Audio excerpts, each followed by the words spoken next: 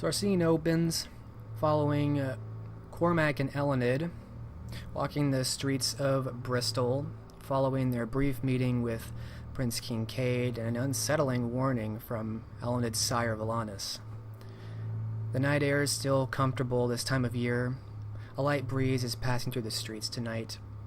There's a full moon still, which beams down and provides much illumination on the busy paths through Bristol. The opulence and wealth of this town in England is evident in the decor in the local shops and homes. The streets are still fairly dense with circulating men and women, the occasional rider or carriage on the road.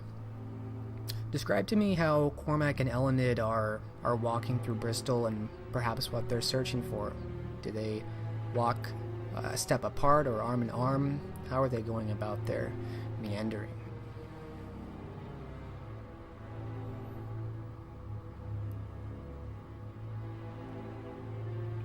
Well, I would say Cormac is definitely standing a step apart from Elined. He does not want to offend her by trying to take her arm. Elined is very much taking the leads, and she knows this city. Then yes, I'd say Cormac is maybe a half step behind her, hands clenched behind his back, just sort of strolling, as a nobleman might on another beautiful night. The sight of some peasant girl leading what apparently is a noble, and the two of you not apparently being together, does draw a few looks here and there, but you're not stopped by anyone, certainly. And Elined, are you looking to find anyone in particular, or going anywhere in particular? She's more showing him around the town while seeing who all they might run into.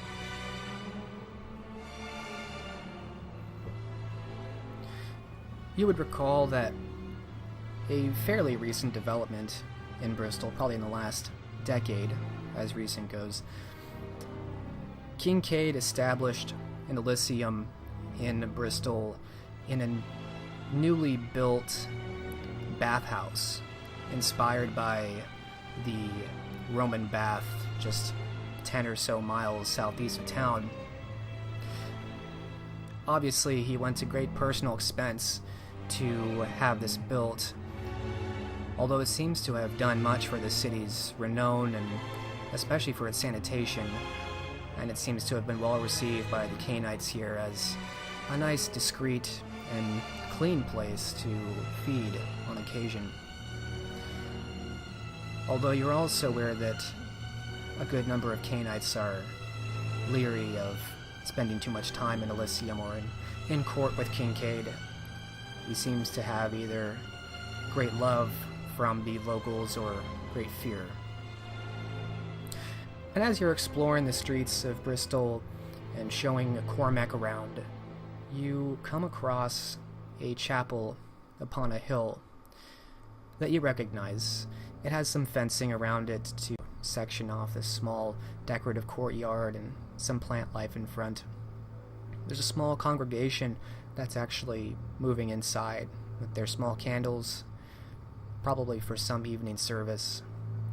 And you can both see the priest standing at the door, ushering them in. And Elined, you recognize this man as well.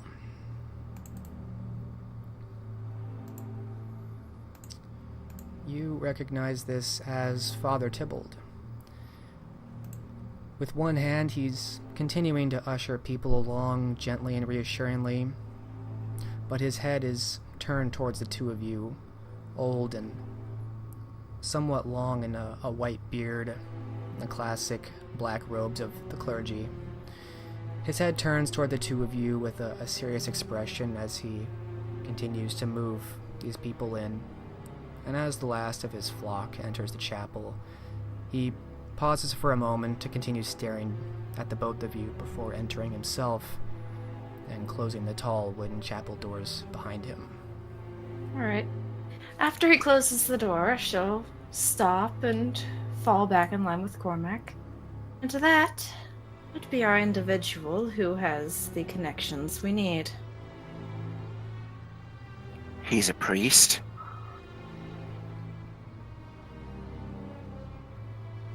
To be fair, I did not spend enough time around him to learn that in the past. I learned he was rather easy to like and had some powerful connections, but his exact, line of work escaped me. But he's a Cainite, though.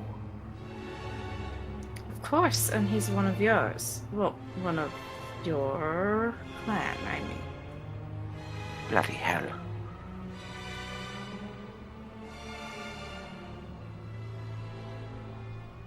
Perhaps we should sit in on the congregation then. See how he caters to his flock. Yes, let's.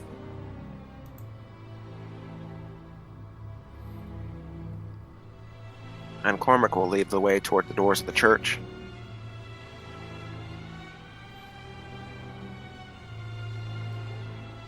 All right.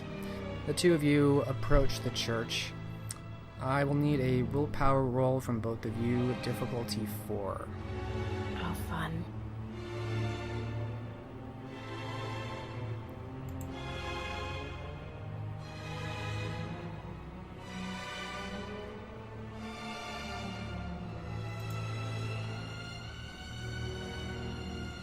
Ooh, it's been a long time since I rolled willpower. Do we roll total willpower or current? In this instance, I will let you roll total. Okay.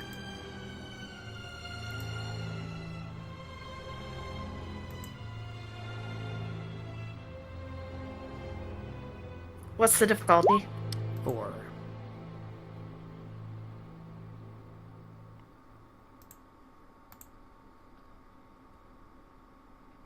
Alright. Both of you certainly feel the unease of this place as you approach, and as you begin to touch the doors. It's somewhat burdening and perhaps even guilt-striking as you draw ever closer, though it's nothing that you can't endure, either of you.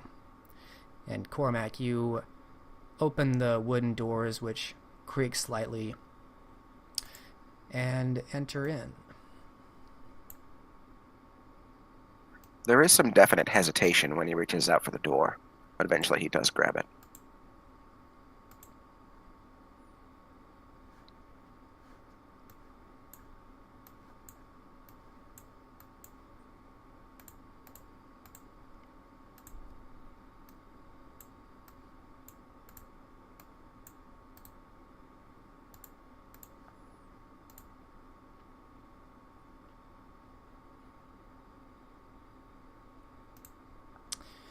So the two of you make your way in after some hesitation, and there are a few looks further down the nave inside this small chapel from some of the people holding their candles, and Father Tybalt at the head in front of the altar as well pauses briefly as you enter and draw some attention before he continues on.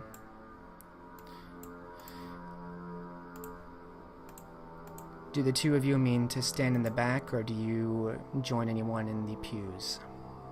Are there Cormac. any free seats? Yes.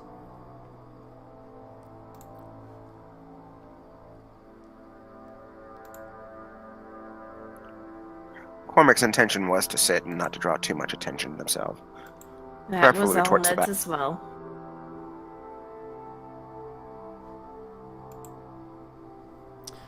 Alright, you find a few unused seats in the back pews.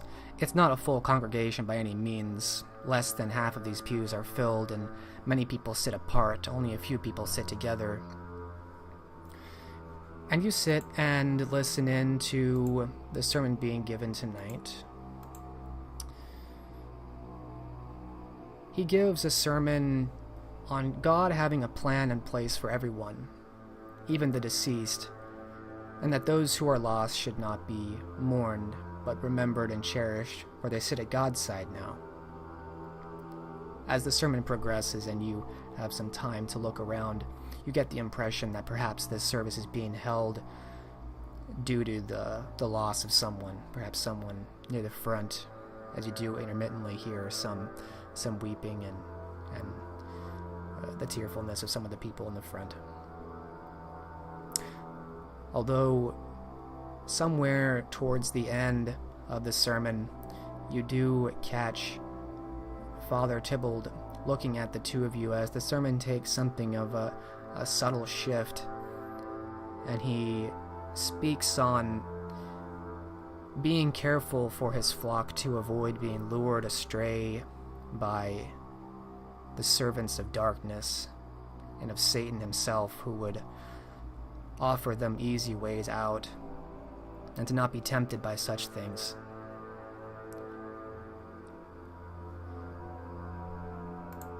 The entire sermon lasts about an hour, and afterwards, people are slow to stand up and shuffle out. Many people stop to thank the Father and shake his hand.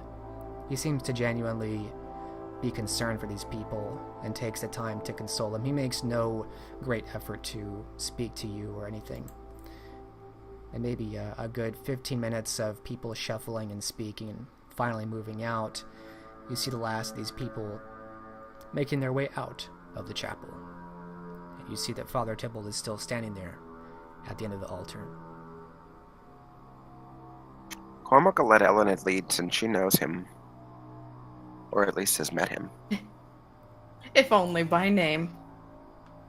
But she will stand, and after everyone has cleared out, of course, and walk up to him. Pardon me, I do not mean to bother you so late at night like this.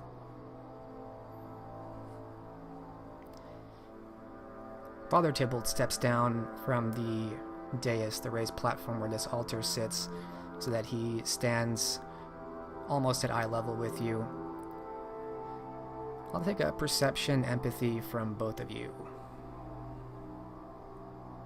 Standard.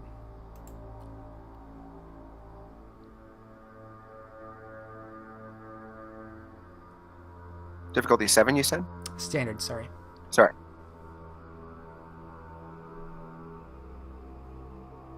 Oh, jeez. Cormac admires his bootstraps and trips over his own feet. Cormac, you think that he's very solemn and distracted by the families of the lost, and his serious expression is likely due to this, perhaps still grieving himself. Elined, you would detect a more grim and frustrated look. You suspect he's more unhappy with the two of you than with the sermon or the people who just left. Just based on the way he looks and his body language as he approaches the two of you versus them. But he speaks up after a moment. Yes. What can I do for the two of you?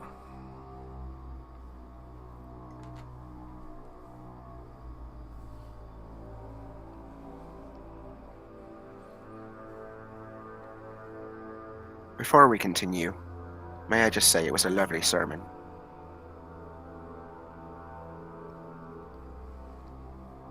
He looks to you briefly.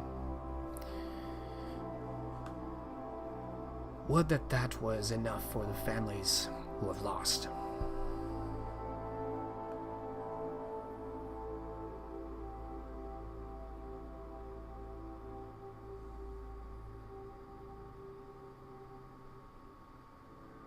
Cormac nods, but defers to Elined. Well,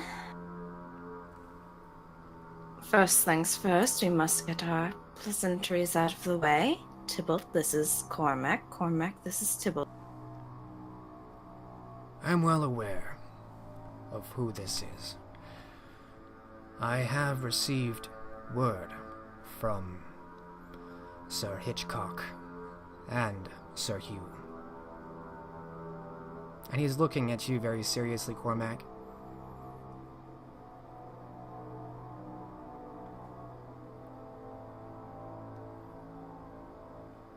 You know Hugh, then? That is comforting. Indeed, that is what I thought to expect. Sir Hugh spoke well of you at the last discourse the three of us had. And yet,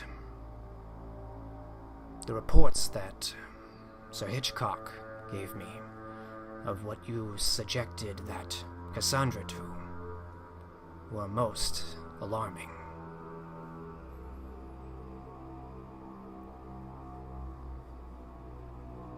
Much of her turmoil she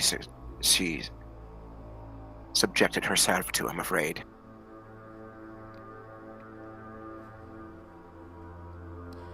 As Sir Hitchcock tells it, it was an order by the Covenant to demand her summons and her obedience. I suppose I should not expect any more from the Covenant. I thought perhaps I might expect more from the child of Sir Hugh.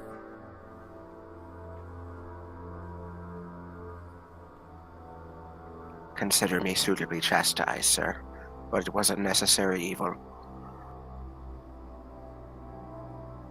He narrows his eyes at that. Much I personally has been done. beg to differ on that fact. The details we got were not nearly as telling.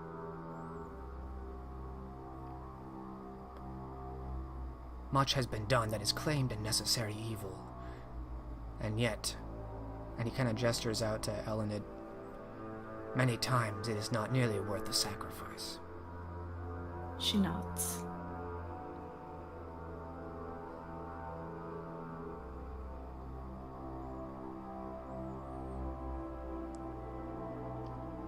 I don't imagine you just came here to listen to a somber, solemn sermon by myself this evening. That would be something. But no.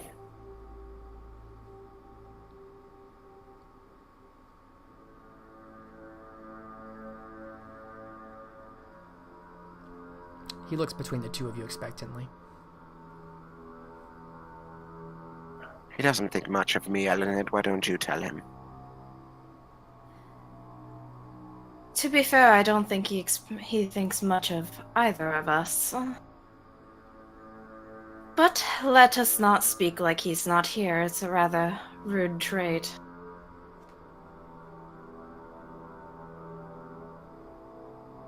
Right, so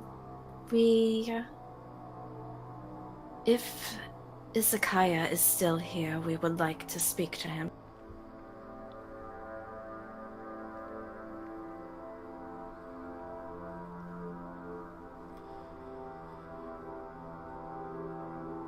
For what purpose?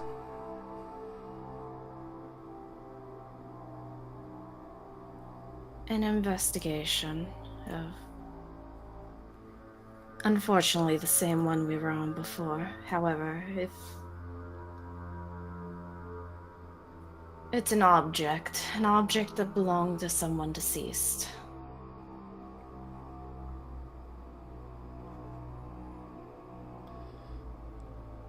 Hezekiah is a dear friend of mine. I understand. Do you understand that his clan is being hunted? To a man? That is another reason we came, Father. Yes, I wanted to give warning that there are individuals of the traitorous group in the Isles right now. There's at least one individual that is being offered some type of shelter in London. One of the Giovanni is here, in the Isles? She nods. In London. And offering pay for any news of your Hezekiah and his clan. Before you worry, no, we did not give that information out, nor do we plan on giving it out. I honestly abhor the actions of that group, and I see no reason to support them. Make a charisma empathy roll, difficulty 8. He doesn't like you very much. That's understandable.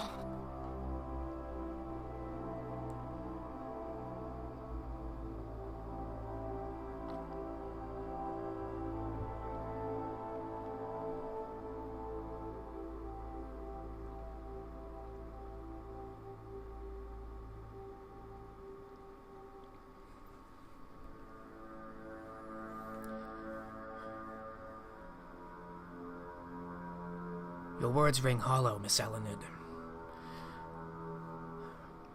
From what I hear of Sir Hitchcock, you are indeed an obedient gauntlet to serve the Covenant's wishes.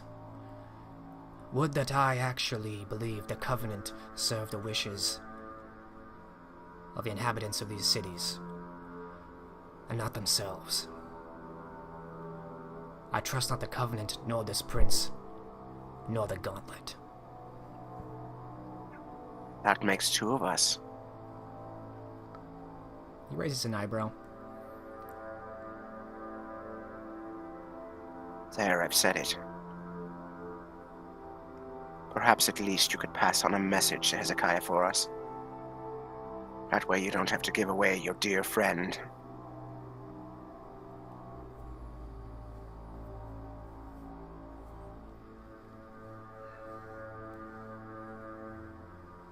What message would you have him hear?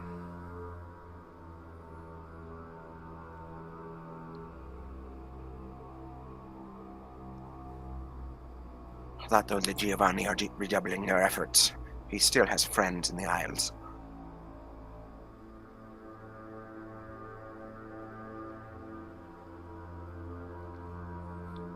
I'll have you make a charisma empathy roll difficulty 8 also.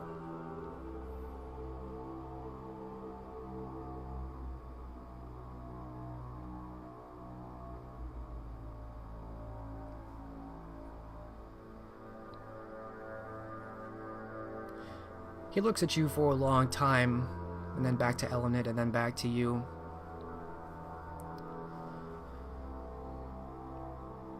These are dark times. It is difficult to tell friend from foe, as they change often and frivolously.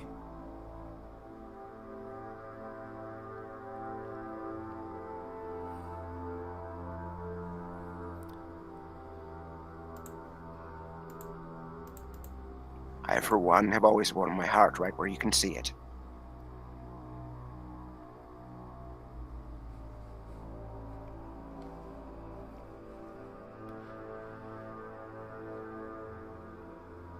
What make you of the prince here? And he folds his arms, looking between the two of you.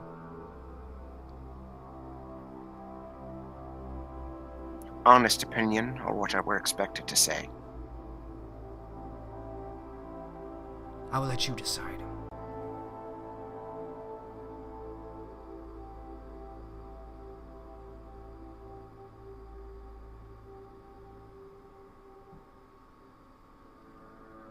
He was embraced young, and much about him still seems childish to me.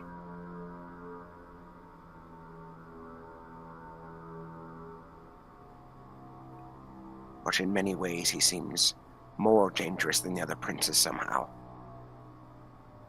He keeps his secrets very close.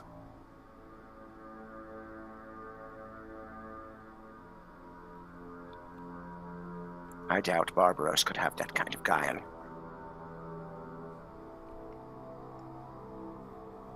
Nor Ragna.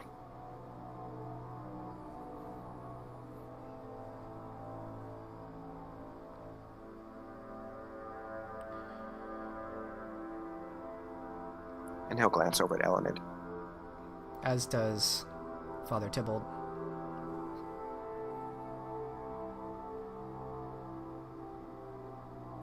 There is a strength and reliability to him, yes. But there also need be an air of caution as well.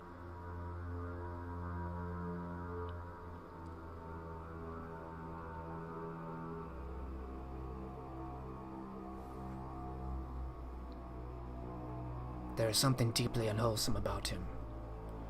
True, yes, all of the Covenant princes are shadowy figures, none to be trusted, of course.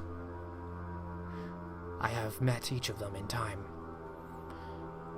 But Kincaid, there is something else that lurks in his shadow, I suspect. The apples of his tree were enough to tell me that. His eyes widen a bit. You did not partake, did you? Only on the severest warning. I had every intention to.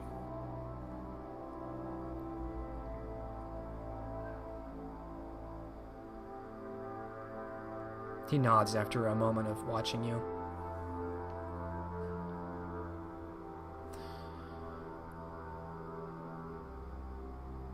As I said, reliable, loyal allies are of immeasurable value, and I would not turn one down for Hezekiah's sake, due to my own paranoia these nights. If I were to bring you to him, would you swear an oath to never reveal this to Kincaid or the Covenant?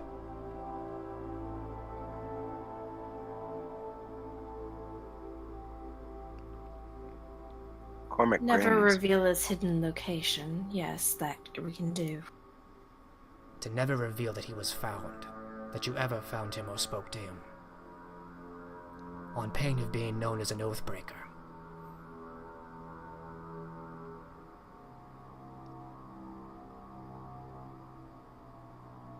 If you wish it, I'll seal it in blood.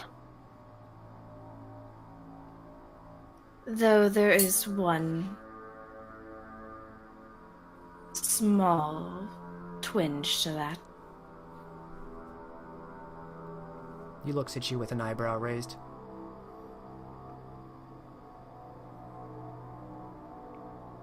Kincaid mentioned sending for him later to assist with the investigation. I am well aware.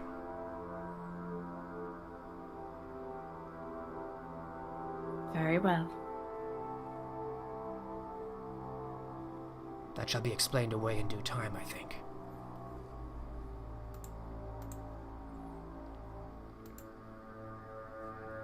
You so swear it? He looks between the two of you.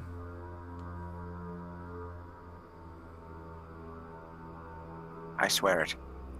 As do I.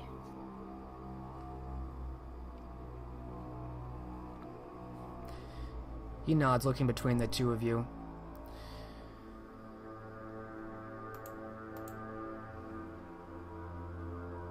Come. And he steps forward between the two of you, walking down the nave, apparently leaving the chapel.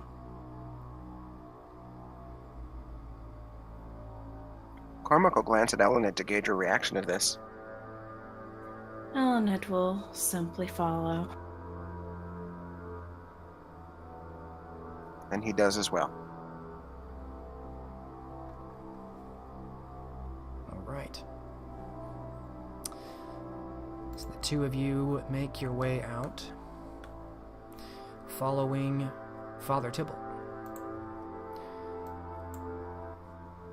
We will end the scene there, fading out on the group of you leaving.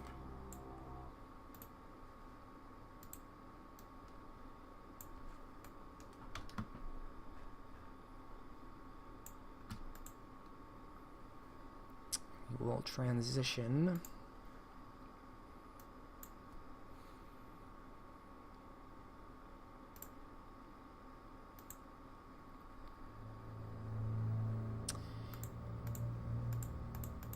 peering across England. We will return to York, where both Robert de Vere and Thomas Chamberlain are being entertained by Prince Ragna and her children at court.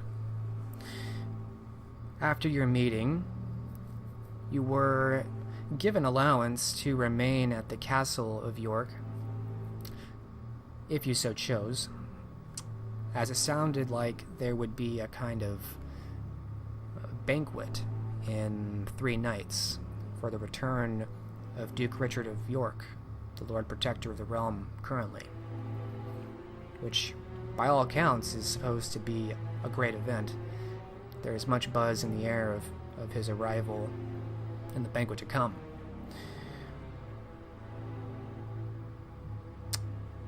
Thomas and Robert, do the two of you take the offer up to stay at the castle, or do you find your own lodgings?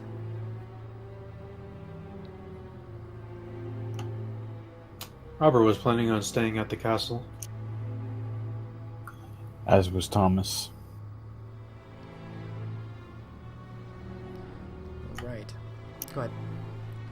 Nothing.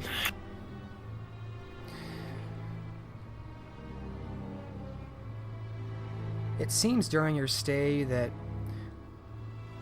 Ragna and her 2 children, Dorothy and Jesper of Jomsburg, are very present. They're very available. It seems like feeding is taken care of you. There are herds available to draw upon. It's a very luxurious and comfortable stay at the Castle of York. And you have many opportunities to interact with any of them. During this time, you learn that Ragna is accompanied by a woman named Lydia, who seems to be silent always. You've never heard her speak, and she seems always to be at Ragna's side. Describe Robert and Thomas. What are you doing during these 3 nights? How do you spend them? Do you try to socialize? Do you bide your time quietly or go out into the city? What are you doing during this time?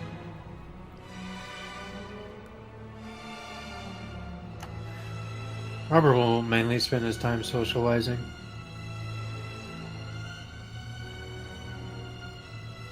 We'll get to know Ragna's chowder and mainly that. Is spending more time with her children than trying to spend time with her herself? Yes. Okay. Thomas is going to do precisely the opposite of that and try and get more face time with Ragnar herself. Try and get a read on her as an individual.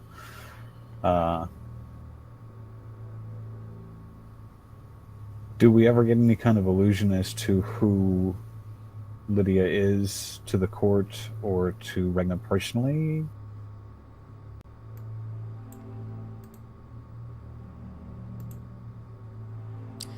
You do learn more over... Well, actually, I'm going to have a couple of rolls from both of you as you're both kind of socializing. I will take... Let's see what's most appropriate.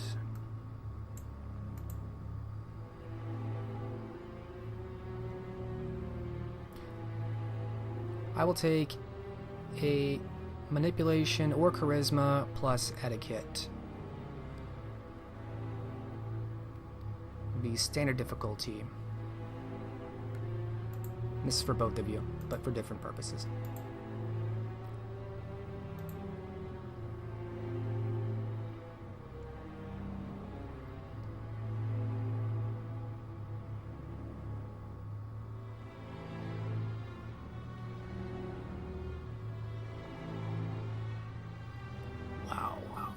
Wow. At least there's one success in there.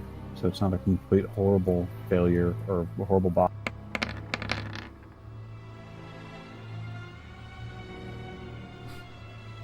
On the other hand. So Robert, 7 successes. Thomas, -3. Start with Robert first. Robert, you spend most of your time with Dorothy Nicolier and Jesper of Jomsburg, the 2 children. You learn that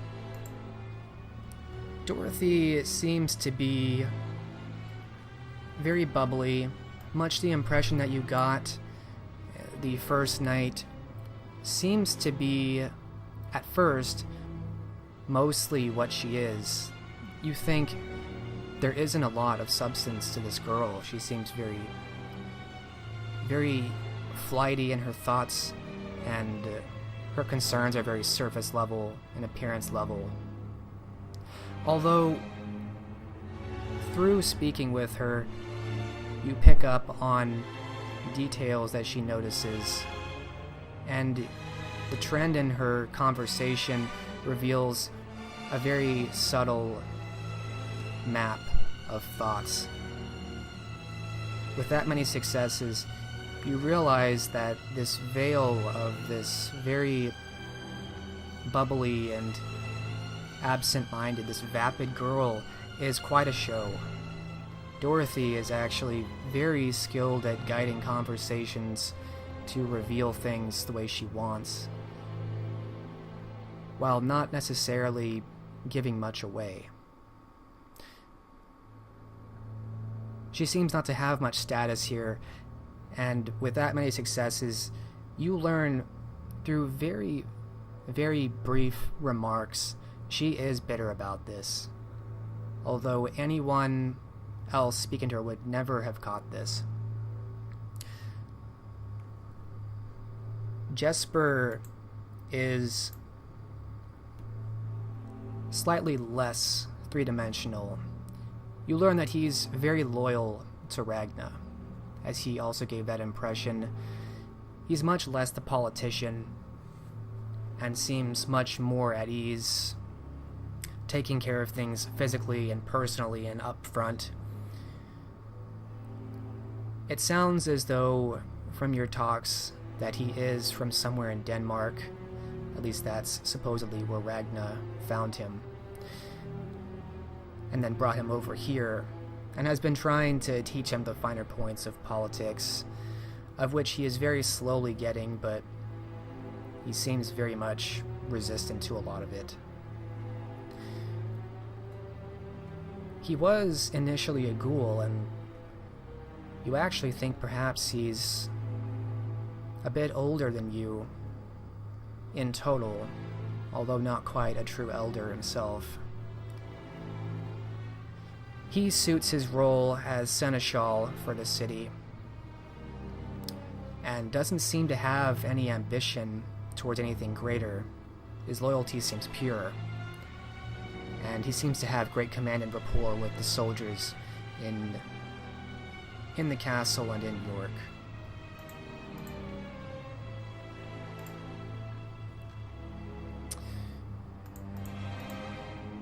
He also invites you to go hunting with him out in some of the woods to the south.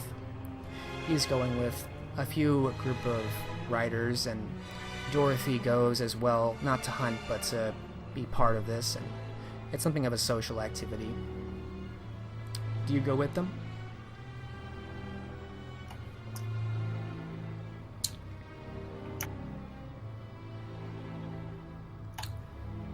Yes, that sounds like a fine plan.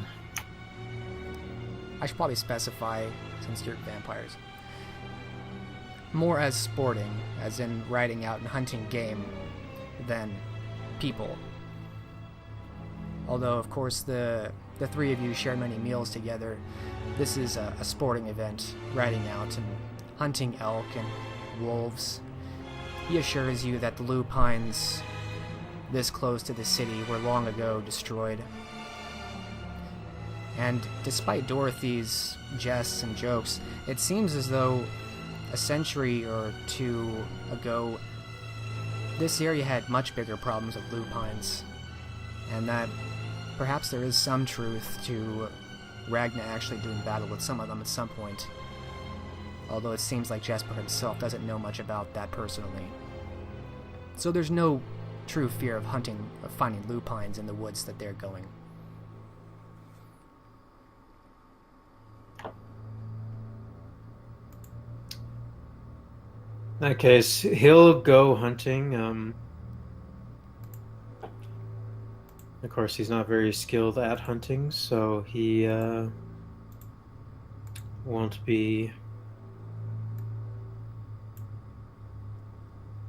actively seeking to participate. It would be more of a social event to him.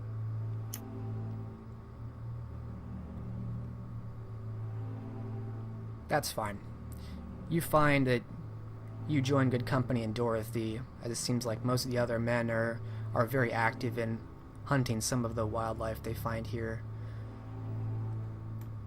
But you're well skilled enough at riding that this isn't a problem for you to hang back a little bit and partake in as a social activity. It seems to win you good rapport with the two of them, though. Meanwhile, Thomas, it's not a true botch. You find it difficult to get a moment with Ragna, and despite there being several openings, it seems as though she finds a way to pick when she's going to speak with you. And those brief times when you do speak together, the conversation becomes awkward quickly, and you excuse yourself to avoid any true damage, so you don't actually ruin anything per se.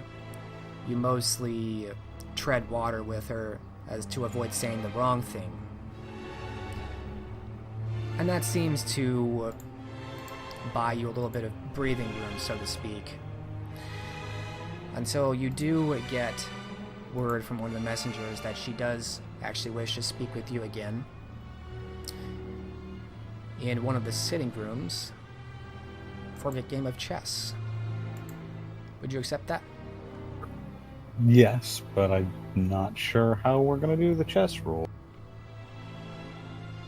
We'll come to that. We'll come to that. Don't worry about that.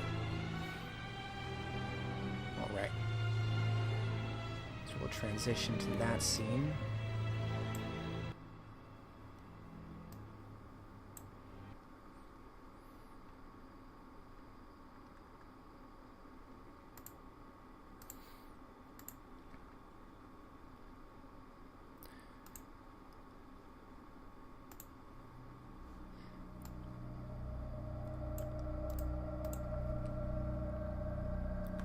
You're ushered in to one of the deeper rooms in the castle.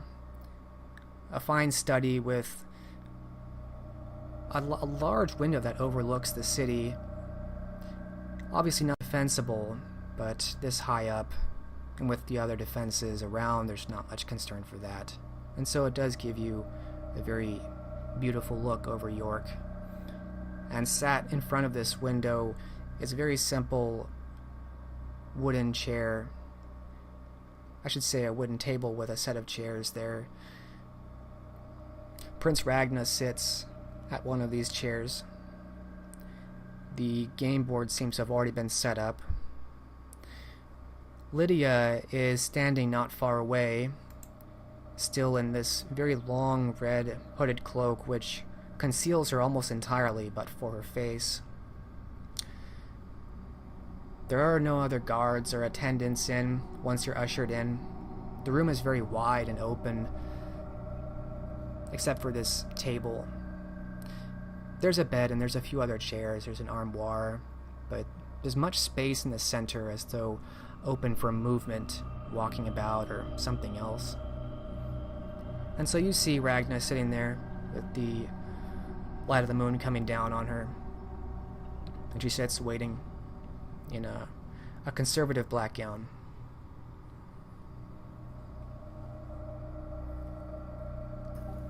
Thomas will, of course, will, of course, come in and bow briefly before finding his own seat. My thanks for the invitation. Of course. I thought it odd how briefly we spoke in this last 2 nights. I thought perhaps it might put you at ease to have an activity while we discussed.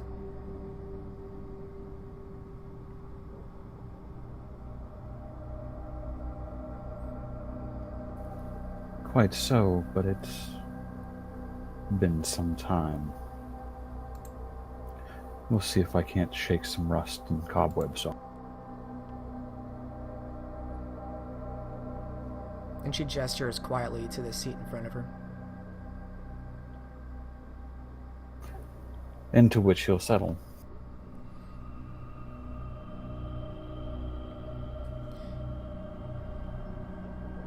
She begins moving a piece out, and you begin playing the game at a slow and leisurely pace. I will take, let's see, a couple of thoughts about what might be appropriate here.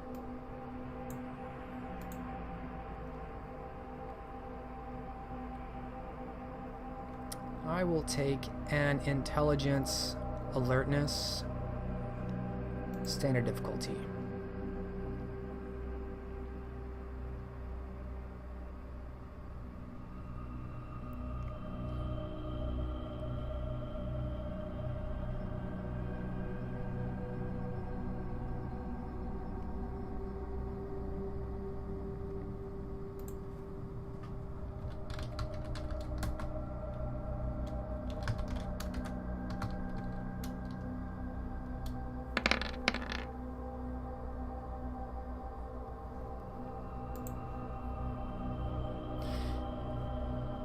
You managed to put in a few good moves, at least reasonable moves. You're obviously no master chess player, but alert enough to respond to what's in front of you. Ragna seems to be many steps ahead of you in your plans, however, and it quickly turns against you. But she seems not to be paying much attention to the game, in fact.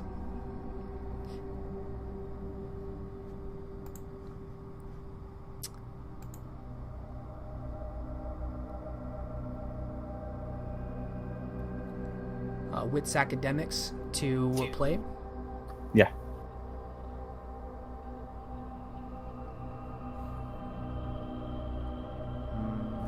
I was just asking, it's why I PM'd it.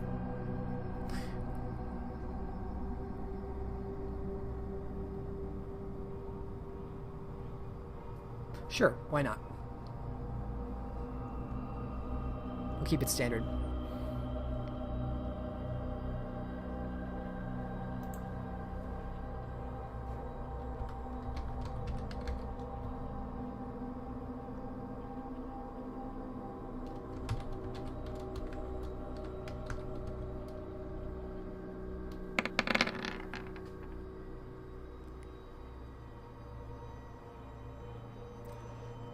You try and change your strategy a bit.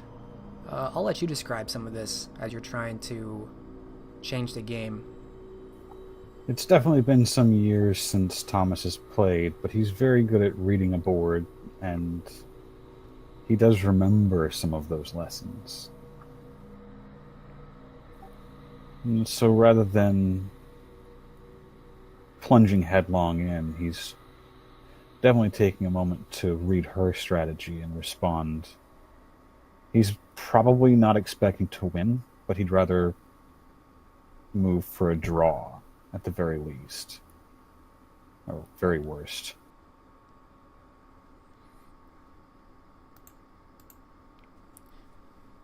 This seems to go well for you, at least at surface level. At face value, you take a pawn and then a knight, and things seem to turn around. And yet Ragna seems still not to be overly interested in the game, and she speaks up as she's moving pieces around. What think you of these rebels which threaten our countryside?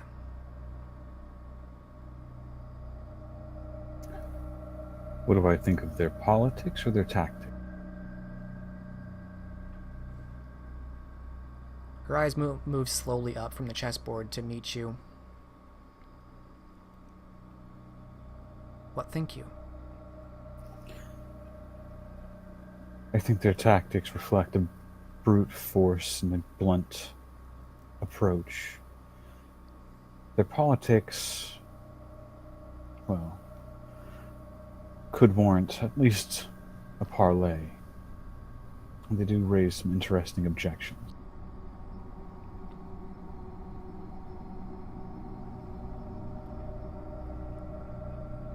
And what objections are those?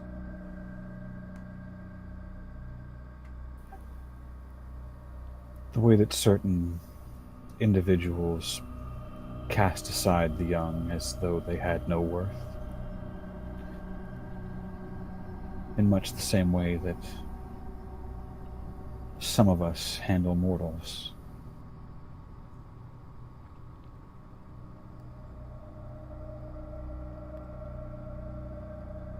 And do you think all have worth? I think the nature of existence provides an innate worth.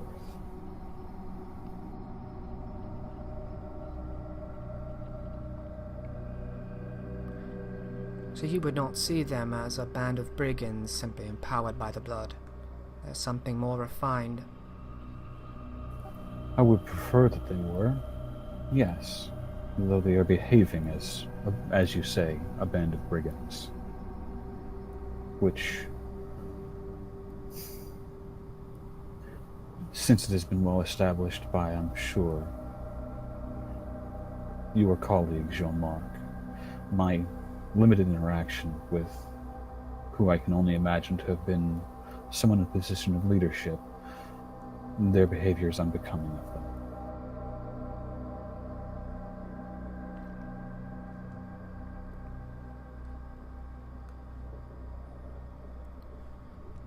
I am most curious of that interaction you had. I do not fault you for whatever you said. Surely, in self-survival, one must say many things.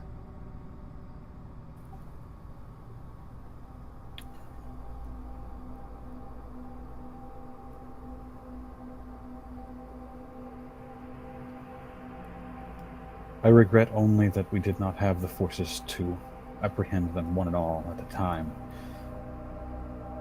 Though, in retrospect, I am glad for the conversation.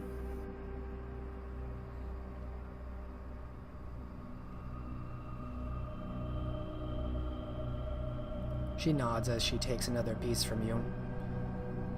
You think that your success mid-game is quickly souring.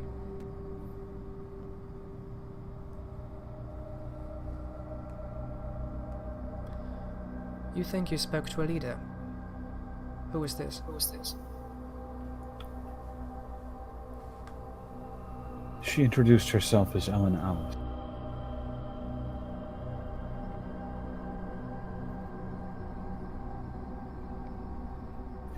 And I think only that she was a leader in that the others in her cadre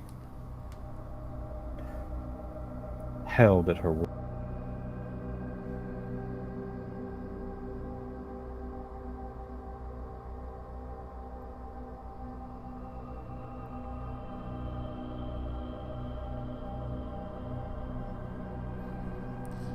Did she strike you as a monster seeking the blood of the elders? No. Though I worry.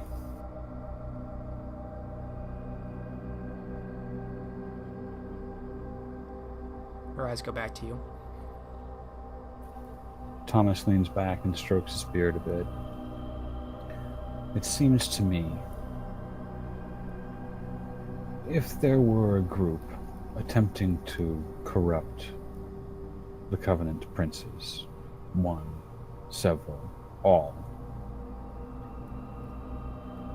perhaps as a way to soften England to outside assault, a band of brigands bent on upturning the status quo would present an excellent argument for why said outside force would need to move in to re-establish order.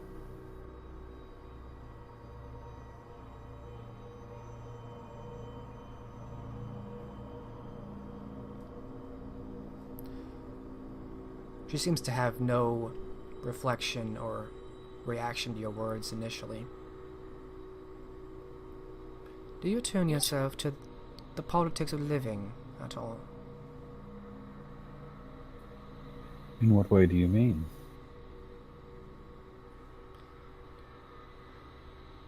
Do you keep abreast of the kind in power?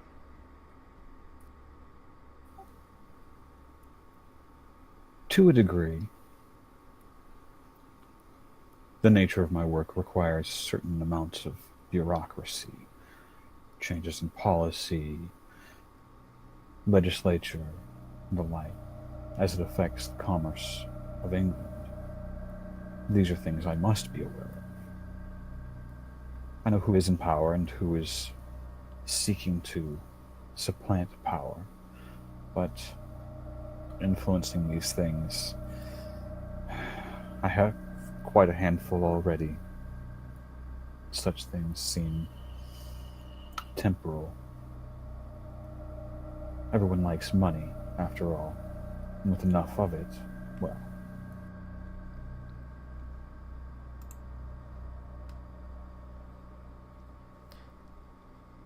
I have you make a wits politics roll. Standard.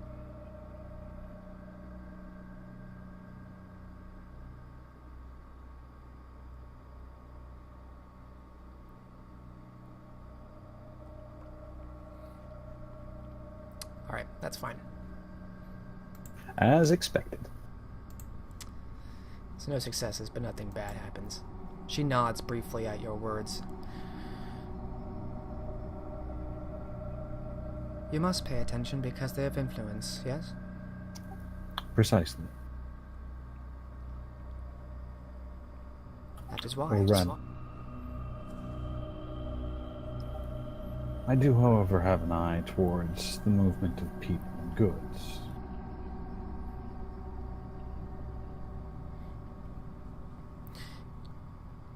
Indeed, for all our power, half the day or more is decided by the actions of these ephemeral creatures with their beating hearts. Wise indeed to respect the power therein. But wiser still should you predict what they would do in those hours under the sun.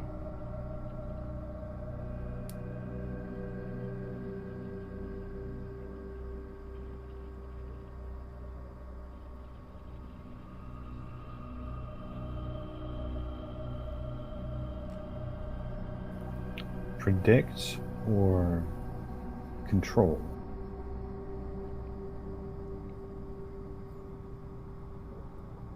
A smile slowly creeps along her face.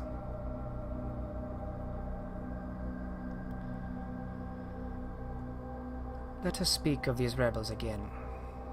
Suppose you apprehend the villains responsible for your predecessor's demise. You would win accolade and praise from each of us, of course. But what then? Wouldst that you were free from our scrutiny? What then would you turn your eye to? Your business?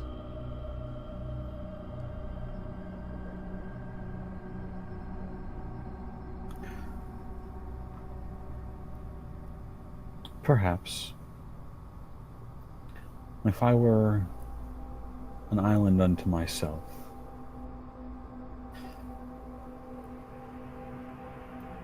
I think perhaps I would cast off some of this charade. Not obviously in breach of the silence, but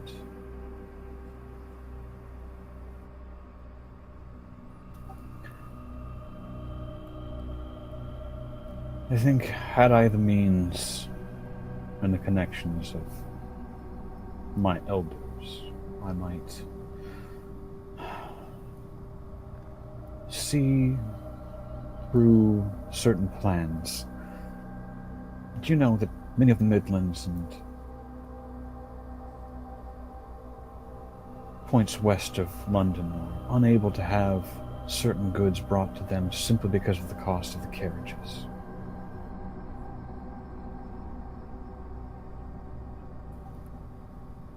I would see England shod and clothed and fed.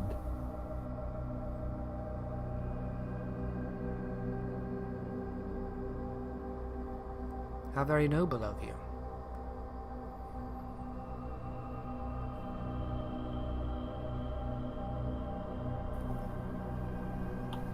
Each man and woman given a fair day's wage for a fair day's work.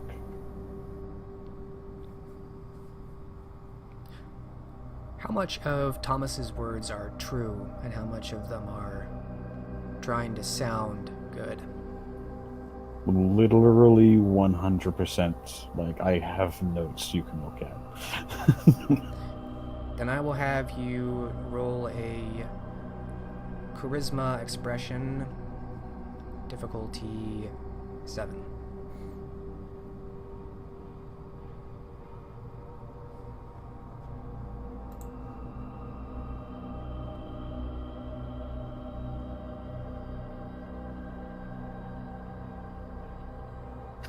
And given my track record so far, I'm going to go ahead and throw willpower at this, because it is in fact something that's fairly near and dear to his/her heart. And thank God I did. One success with the willpower. She pauses briefly in her game to listen to you speak.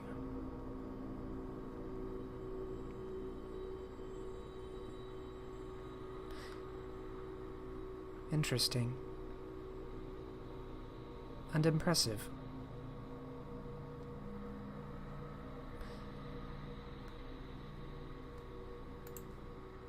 And as she says that, she moves a rook into place, which you can see is the end of the game. I believe that's checkmate.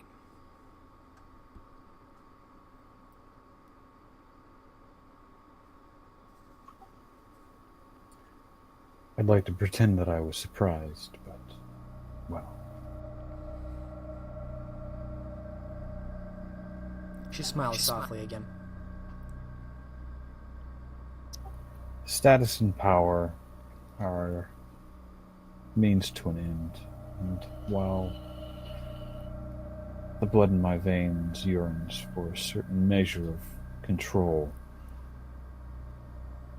I have no ambitions for status within the Canaanite community.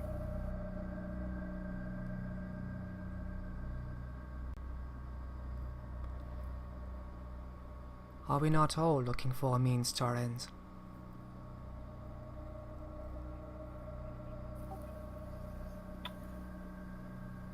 Some of us are simply looking to be free of our shackles.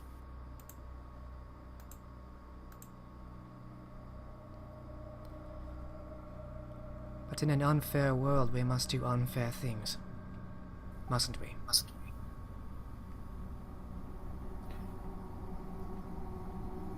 But the gauge of an individual is not whether or not they are willing to do what must be done. It is how they live with themselves after the fact.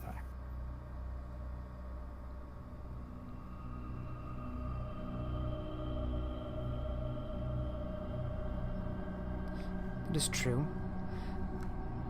At that point, it depends entirely on what you are willing to sacrifice to see your ends met.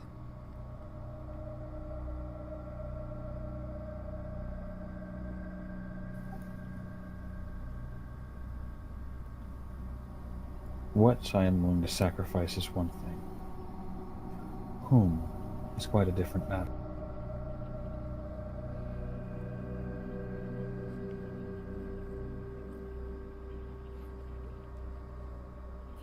You see, there are a great many things that I would sacrifice to meet the ends that I would see made real. But there are no people.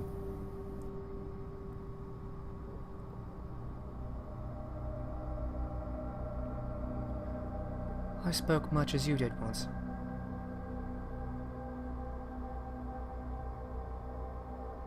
Time has a way of changing people. In time, perhaps you shall make no distinction between the things you shall sacrifice, and those people.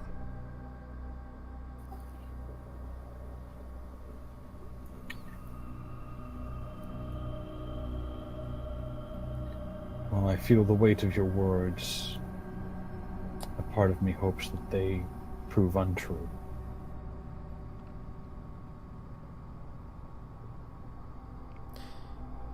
She slowly rises from her seat, stepping away from the table.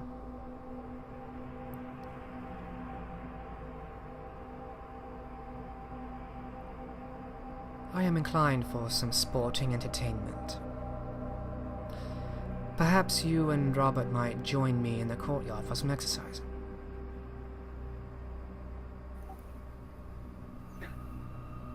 I would be delighted. I'll let him know.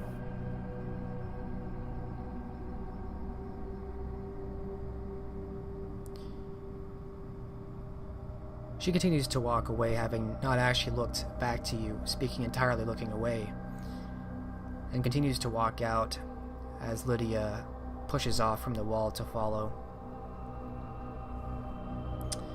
And without much ceremony, she leaves the room.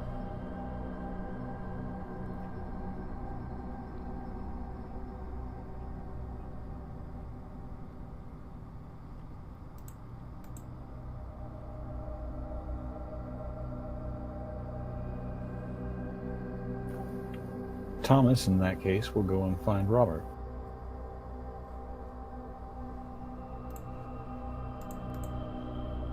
Right.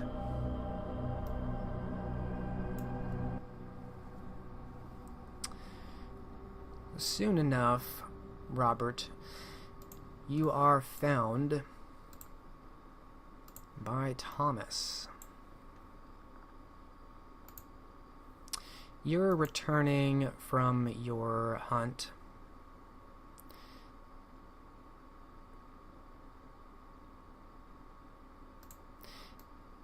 And Dorothy and Jesper are with you.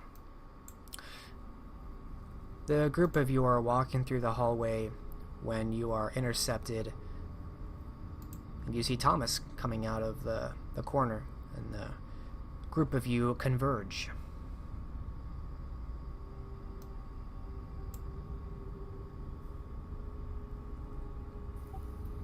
Ah, excellent.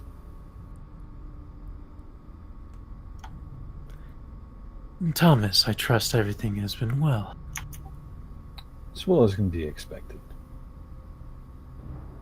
Apparently, Her Grace is of a mind to entertain a bit of sport. She wishes us to join her in the courtyard for some exercise. Indeed. By exercise, you mean what I think you mean. I haven't the faintest idea what she meant. Jesper speaks up after glancing at Dorothy, the two of them exchanging glances. I think perhaps Isaiah would like some sparring, or perhaps to see some sparring.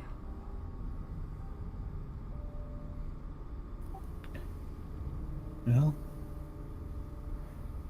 hopefully with blunted blades.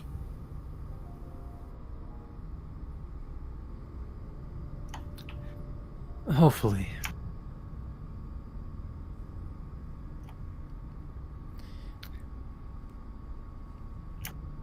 But I see no reason we should keep her waiting. Quite so. Do you mind if I come along? I do so enjoy watching these. And Dorothy looks up. The house is not mine, my lady. Do as thou... I didn't want to get in the way. Looking between the two of you and smiling.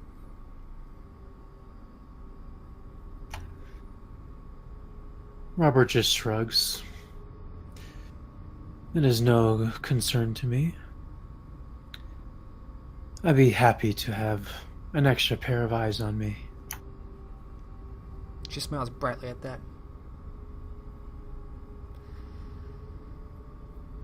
I shall lead you over to the courtyard.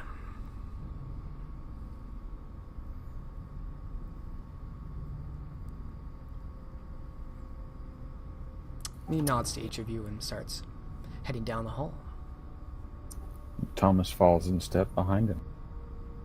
As is Robert.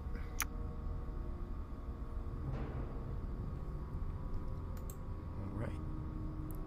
The group of you follow Jesper further into the castle on the base level, and eventually you emerge into an inner courtyard inside of the keep.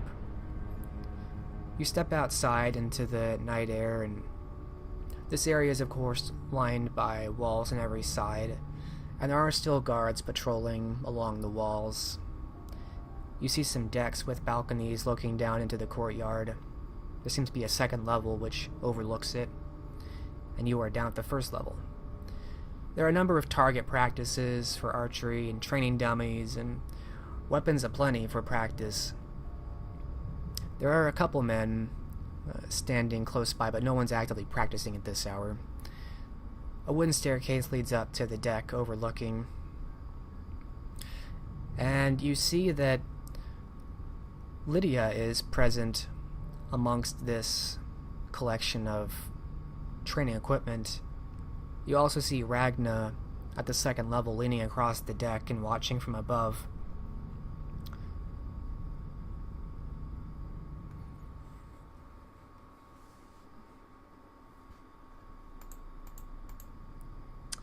From behind you, Jesper and Dorothy make their way in and find a seat on the benches.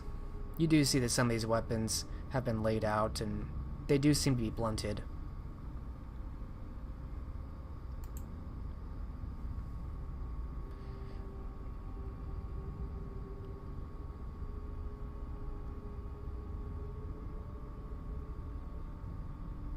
What does Robert do?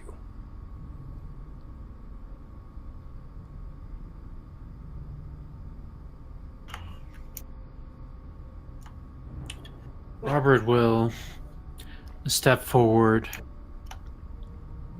giving a questioning glance.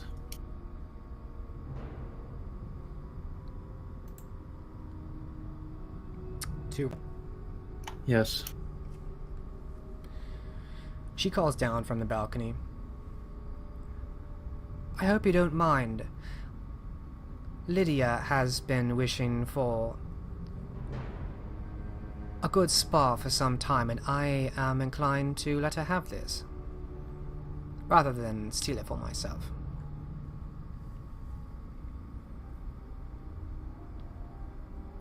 Thomas shrugs a bit and begins taking off his heavy coat. You'll have to forgive Lydia. She is not the most talkative or enthusiastic, but she has gotten better with a blade over the years.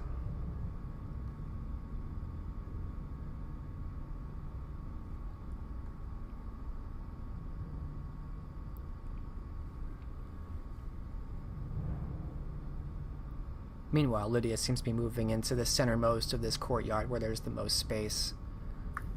Does she currently appear to have a weapon? Or She seems to be standing there with this...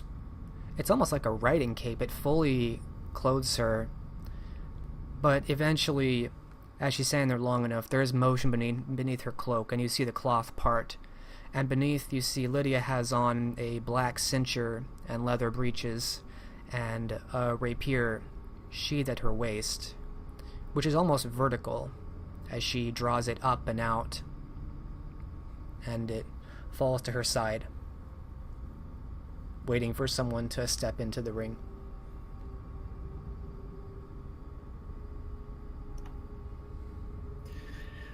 Ah, true steel is it then?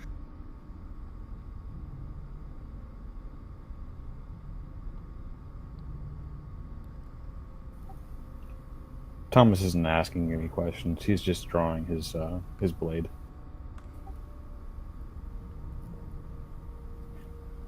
We'll see if the smith in Chester was worth the money I paid for it.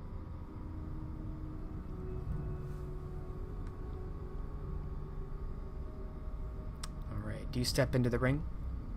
Yep. All right.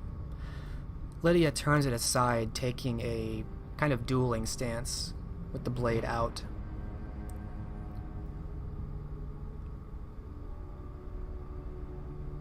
You hear a call from Ragna, not from Lydia, from above.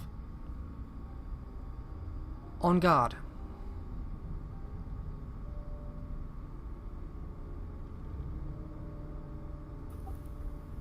Thomas will strike a similar side-on pose, though he's using a long sword rather than a rapier.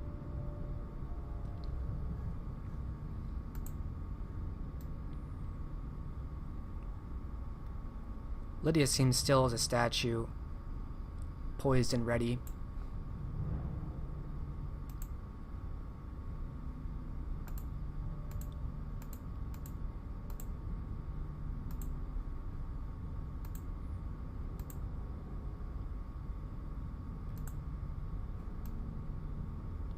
Does Thomas continue to take a defensive stance and wait?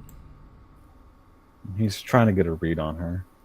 Can I throw perception melee? Absolutely. To see if I can see an obvious... Yeah, I will take a perception melee difficulty 8. Oof. Roll better than you have been. Yeah, right?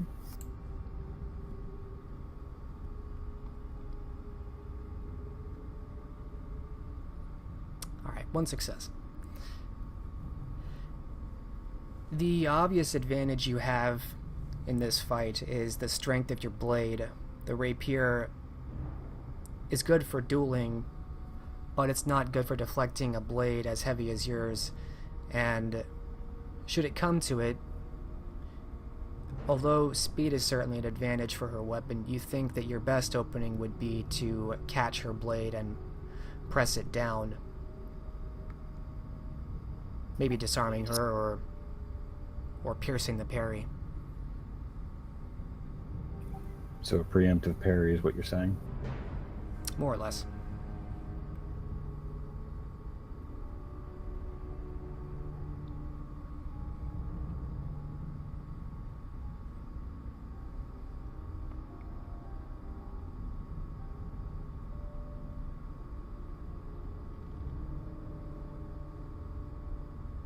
What's Robert doing as this is happening? Assuming this is a 1v1, he's just watching closely at this fight.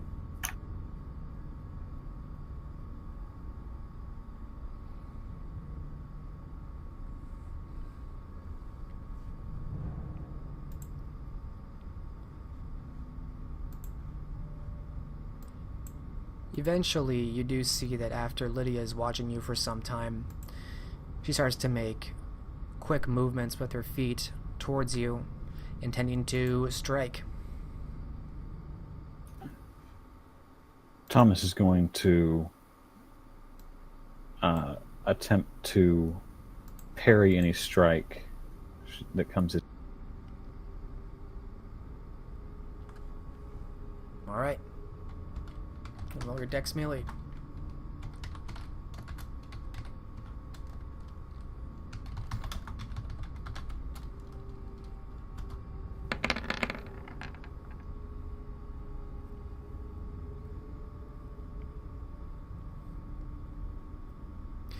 You, since ties go to defender, 4 successes each, you succeed here.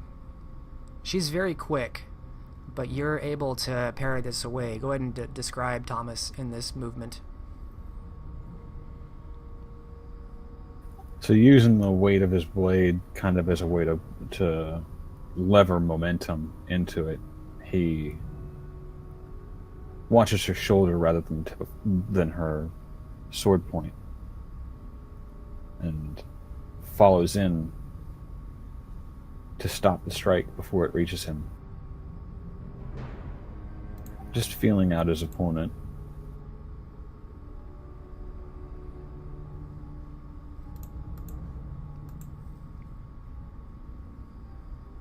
Alright, I will take... What is his plan in this next few seconds as the dueling continues? I think he's gonna go for a disarm. No, I'm lying. So remind me about split actions, because I want to do a thing. I'm going to try and parry and then turn into a brawling strike. So with split actions, if you do not have celerity, it's at +1 difficulty, -1 dice. For each action. So Yes. the first action would be diff 7, 6 dice, well, 5 dice, and then your second action, yes, would be difficulty. I believe it's cumulative, so I believe that'd be difficulty 8.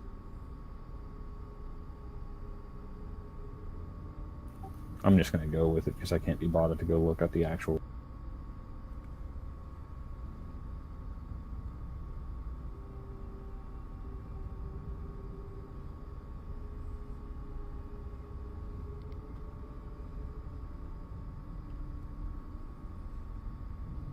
Alright, go ahead and roll it out.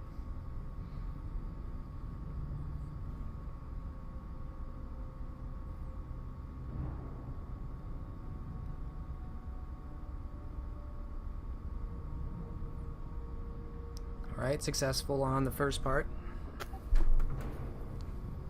Is she not going to roll her parry, her strike first, or no?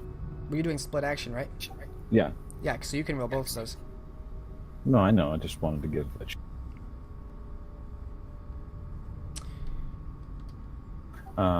Gonna throw another willpower at brawl strike because 8 difficulty. I've not been doing. Yeah, it's rough.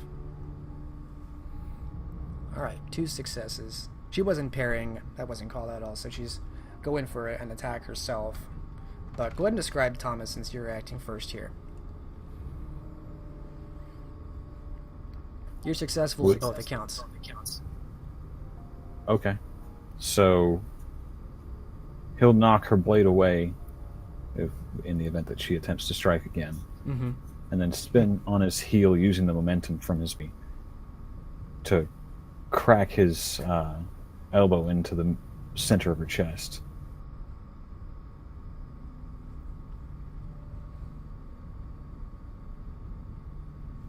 Yeah.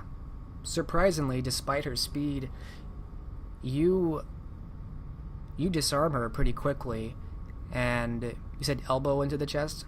Mm-hmm. Yeah, spinning, your elbow connects into her sternum between her breasts, and you get her to actually lose the blade, and she goes stepping back very quickly as she tries to regain her balance. And we'll see if she does.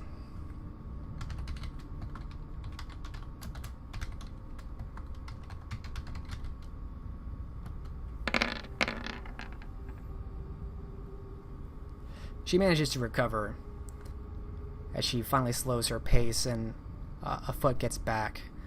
The cloak comes closing down in front of her again. Ragnar, go ahead. You said she lost her blade? Yes, it went flying off.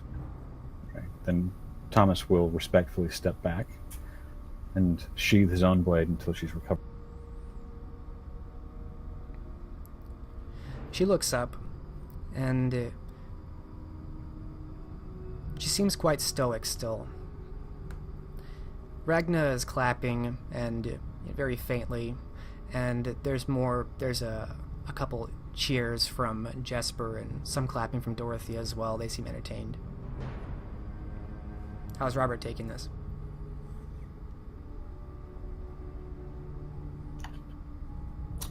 Robert is pleased at the display he's seen. He'll clap along as well. And as Ragna's clapping, and you see that it seems like Lydia has regained herself, Ragna calls down again as Lydia is getting her blade and returning to her initial placement, almost mechanically. But Ragnar speaks up from above at the balcony. One more, if you don't mind.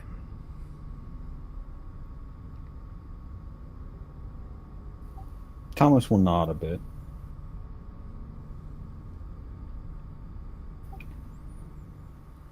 Expect the unexpected, miss. On the field of battle, no one obeys the rule.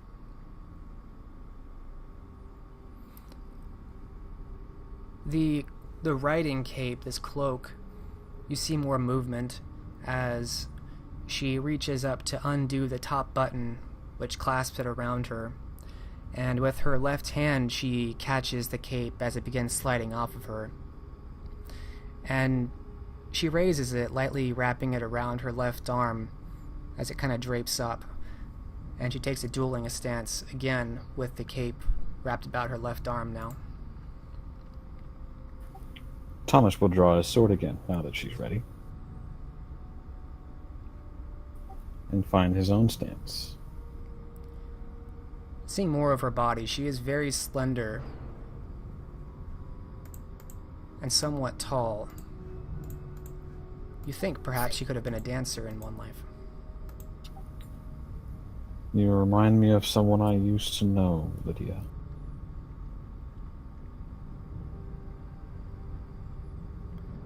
You hear Ragnar call from again as Lydia seems to just watch you quietly. On guard.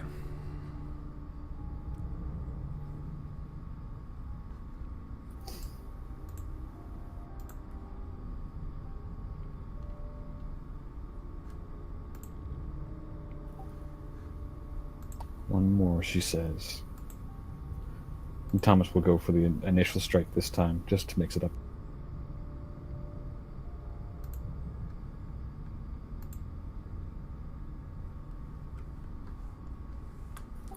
Give the girl a chance to redeem herself at least.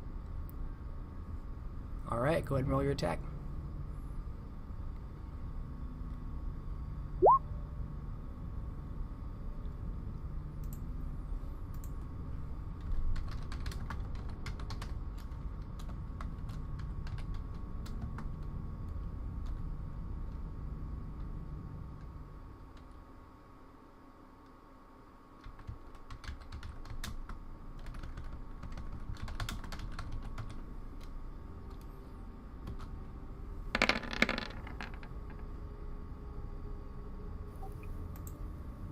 Oh, fuck me.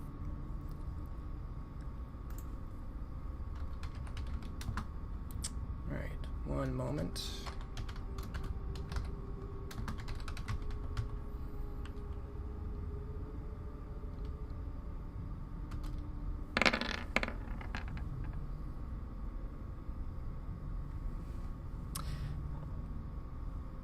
This time Lydia moves with far more speed and grace and power than you felt the first time. And as your attack comes forward, she very poignantly, almost as though expecting it, this cape wrapped around her arm grasps and catches your blade, almost effortlessly, deflecting it away. And in the same moment, her own blade comes forward to run you through. Go ahead and roll your soak.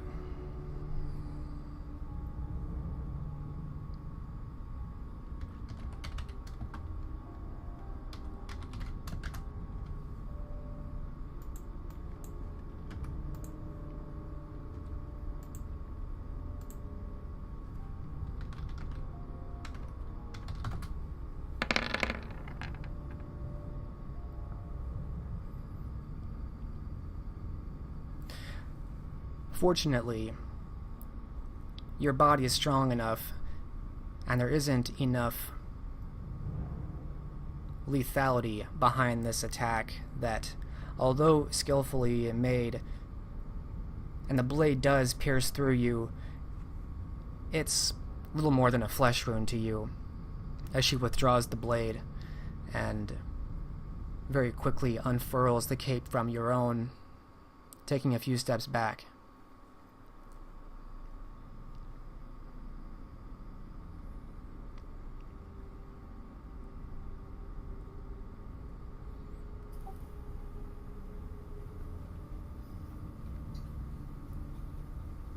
Thomas nods a little bit. You'll have to show me that trick with the cloak sometime.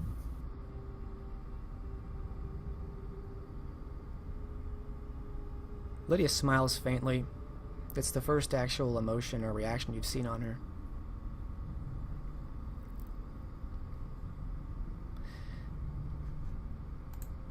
You see Ragna is descending as she is clapping a few more times. Most impressive. Thank you for humoring me. And well done. Not at all. Impressive use of, well, we'll say...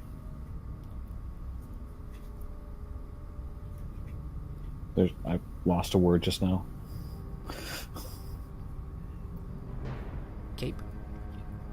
Well, that's not the word I was going for, but yeah. Words are hard. Yes, a trick she learned. I don't recall if it was Spain or Italy. I thought it quite creative. Apparently it's more popular in the South.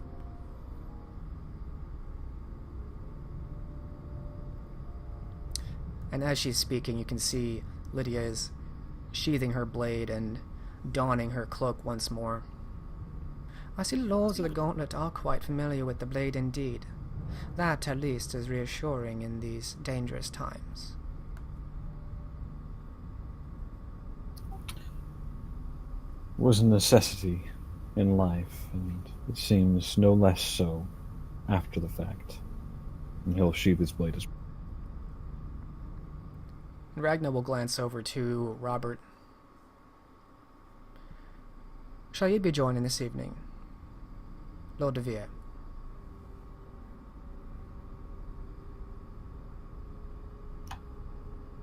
How can I decline such an offer?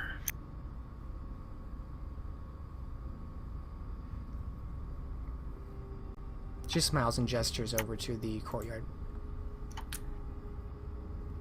Robert will step into the ring.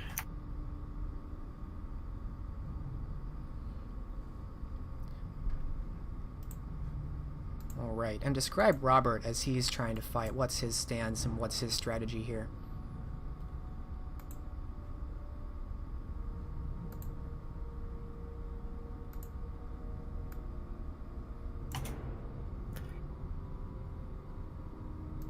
His strategy will be to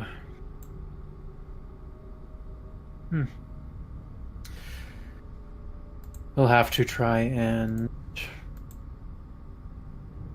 rush in and parry whatever attacks you would send at him and riposte back using the gifts of celerity.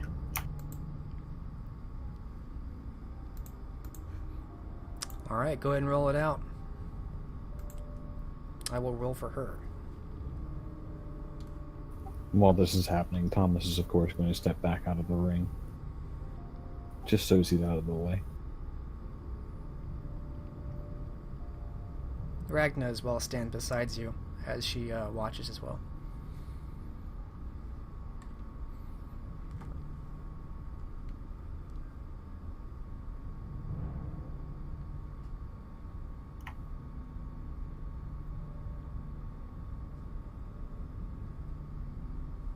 I am trying to find the rules again. What are you trying to do? I could probably just tell you. How does celerity work in Dark Ages? With celerity, if you're activating it, you can take half your celerity rounded up in attack actions. So if you have 3 celerity, you can take 2 extra attack actions. And basically it's at -1 dice each roll, including the first, but no difficulty change. Okay. And still 1 blood point per use? Yes. Okay.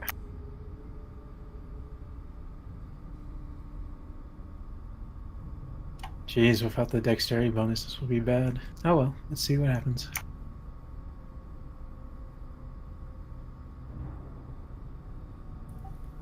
Thomas will mention offhandedly to Ragna, he is quite the showman with the blade.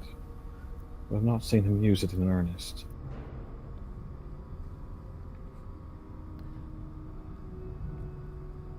And Ragna's kind of speaking to you sidelong as she watches, standing beside you. Appearances can have their own utility, even in war. True enough.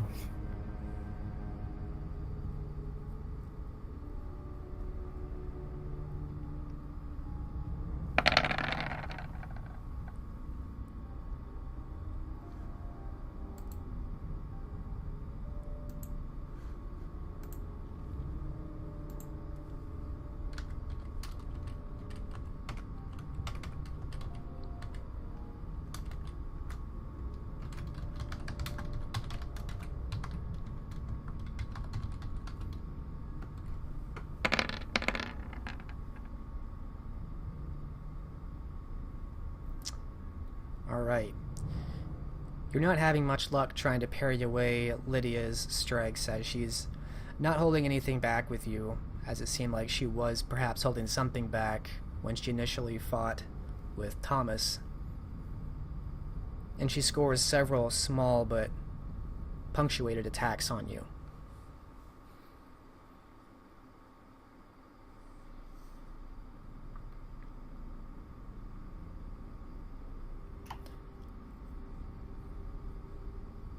Now that Robert's in the ring, he is seeing her skill and grace firsthand. He is greatly impressed, filled with awe, and perhaps even fearful at this display.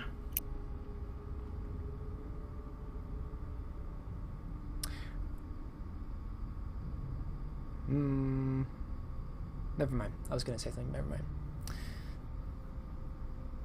You battle her for some time, dueling, and perhaps come to appreciate that this is something of a dance for her. The way she fights very much reminds you of some of the galas you've been to. It doesn't remind you of a warrior at all. The way she moves, it's like fluid, it's like water, and everything seems effortless for her.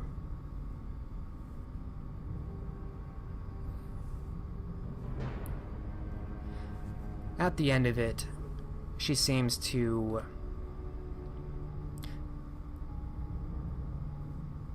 give you space at the end, perhaps feeling sorry for you, as this is obviously not a very close fight.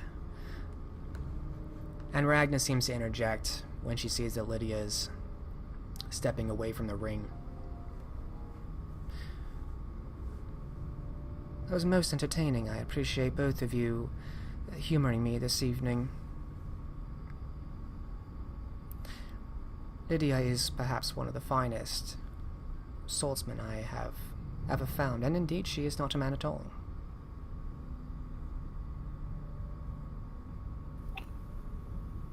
It's a mistake to assign a lesser status simply because she's a woman.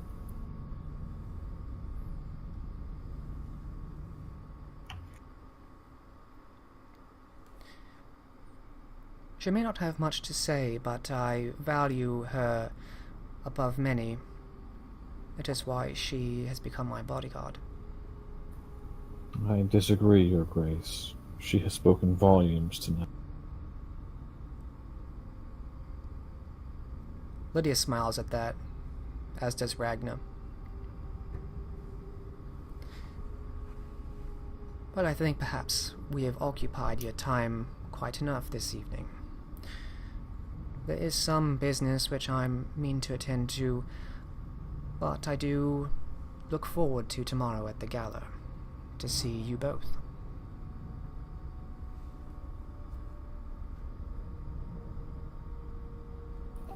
Not a bother at all. It was our pleasure. That said, Robert bows.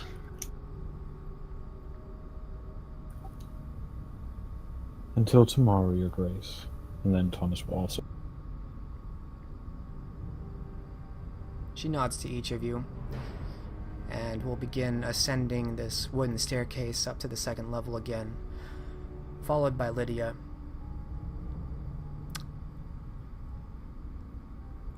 Dorothy and Jesper remain behind. Dorothy is first to join the two of you again.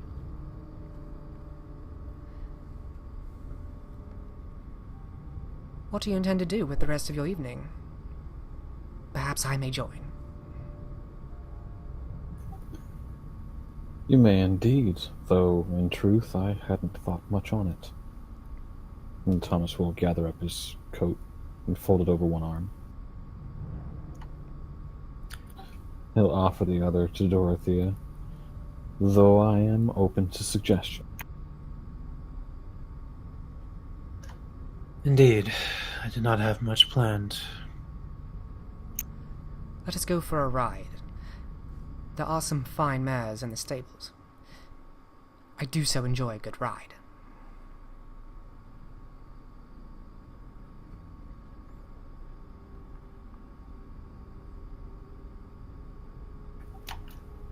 Yes, that sounds fun. Will you need time to change, or will you be riding side saddle? Oh, side saddle will be fine for me. I'm not much of a rider myself. I hope you don't mind if I ride with you. And she leans towards you, Thomas. Not at all.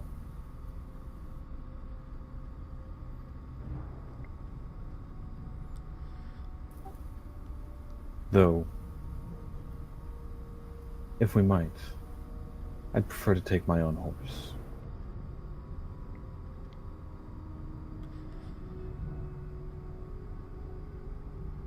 Jesper at this point joins the conversation. I shall join you as well. I think it is wise you continue to respect your own horse. Loyalty among even these animals, these beasts, is respected. I do owe him a bit of a life debt.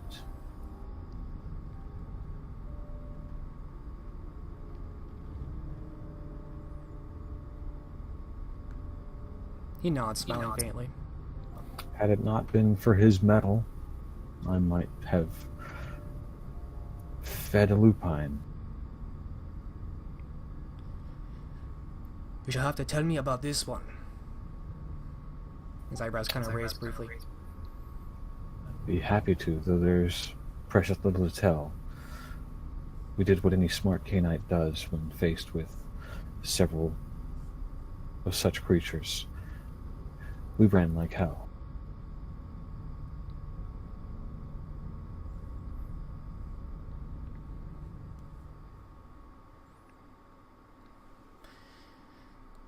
You will have to start at the beginning. I do not see many lupines, so the stories Thomas. are always entertaining. Thomas chuckles. As you say, but try not to think too little of me at the end. It was folly, after all. And he's kind of leading the group of you away as you begin to tell the story. Does Robert come along with this? For the horse ride? Yes. He will.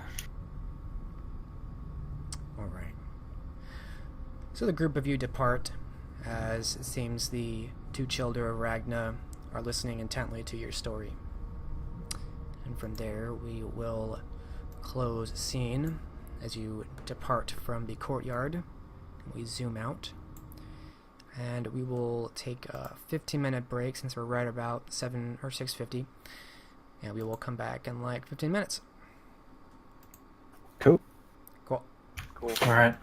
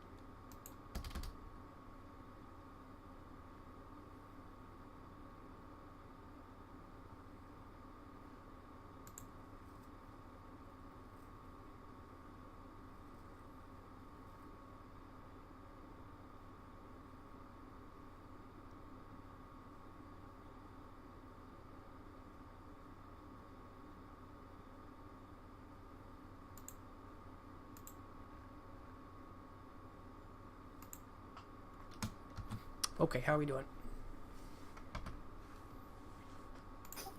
I'm all here.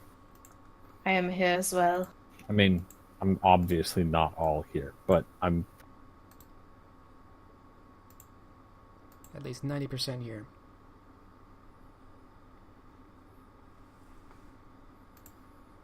Oh, I'm here. Oh, good. I said I'm here! Is Bob here?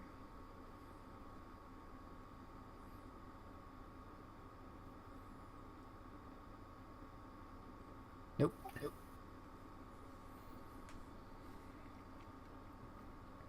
He doesn't answer to Bob. His name is Wobe. Wobel. Well, we can get started since the next scene is Elined and Cormac.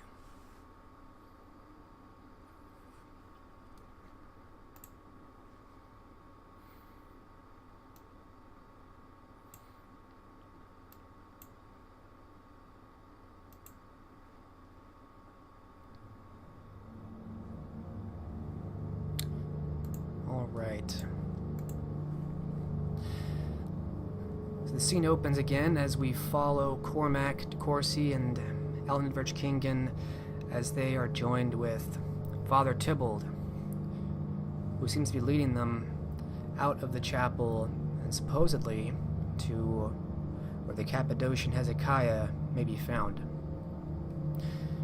And you see as you follow him into the streets, he quickly leads you out of town and on a path that seems to go off towards what seems to be a monastery in the distance, somewhat overlooking the town of Bristol.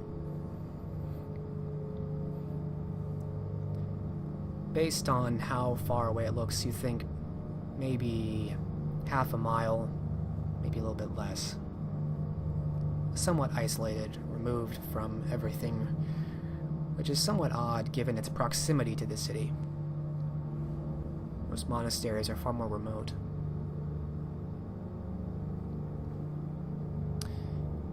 Tybalt says very little on your walk through this path.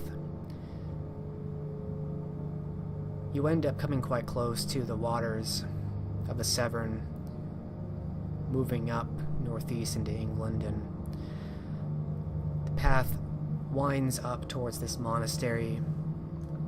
And you see as you arrive that it does seem to have an accompanied cemetery. The church building itself is not extremely impressive. Although larger than the chapel you were at, it seems to be mostly of stone, with the classic tall tower at the end and the cross at its pinnacle. Father Tybalt leads you into the monastery.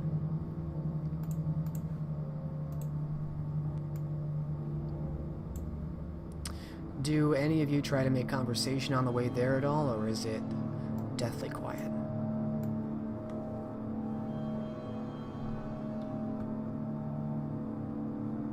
Cormac is conspicuously quiet. He keeps on looking over at Tybalt, though, taking the measure of the man as they walk.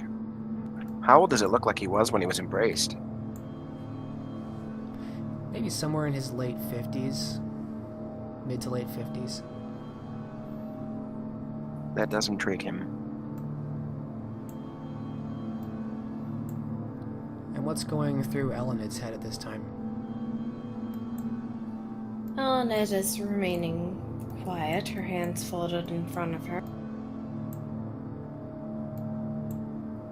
What's specifically going through her head is, after they meet with the Hezekiah this first time, if they will be allowed to return and actually get the weapon analyzed or not. If not, this trip will be entirely a moot point.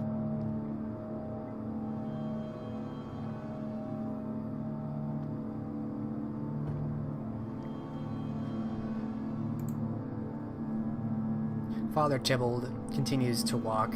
You occasionally catch a glance back. Cormac. He still seems to be uneasy of the two of you, very distrusting, clearly. And he makes his way into this church building, which is very much empty. Although not perhaps as destitute or unclean. There are no cobwebs. It seems well put in order. Obviously no one attending church at this time. You continue to walk towards the back and down some steps, descending the monastery until you enter a crypt of kind and undercroft.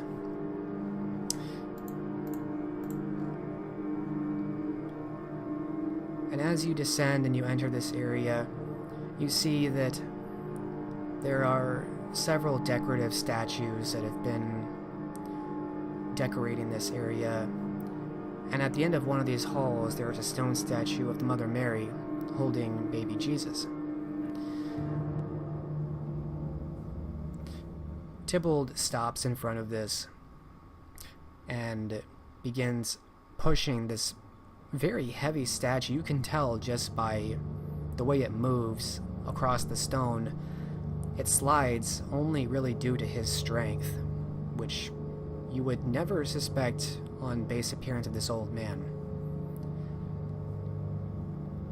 And as he moves this out of the way, he presses at the wall behind it, and it begins to give, revealing that the hall continues on. That's impressive, Cormac comments.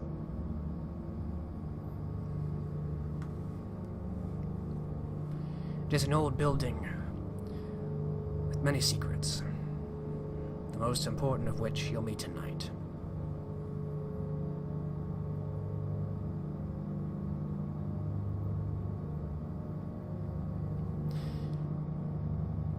He leads you further on into a hallway that continues, and you see that here and there along the walls you're passing, there are inlets and openings where it seems like bodies are kept.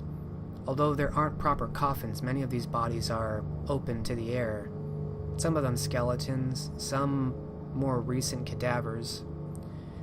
And this leads to an open room. Fairly small, although it's very dark.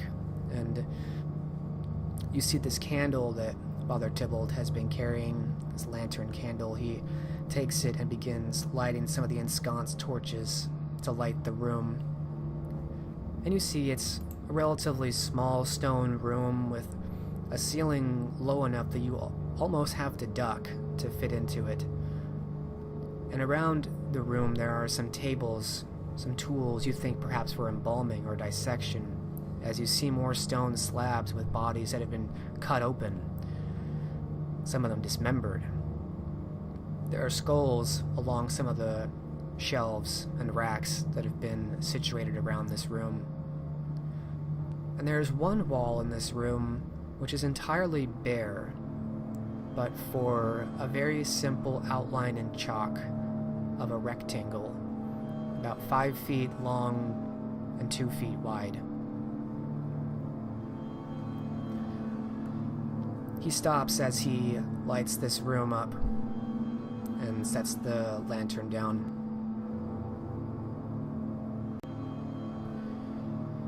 Looking to each of you in turn.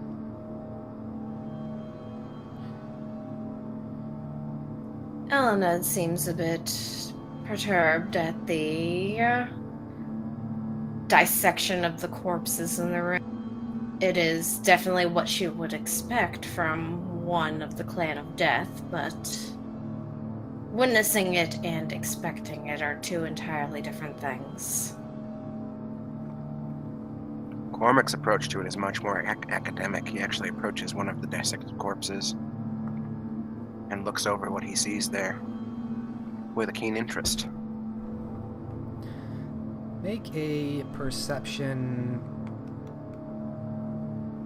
I'll take a perception investigation or perception alertness from you, Cormac.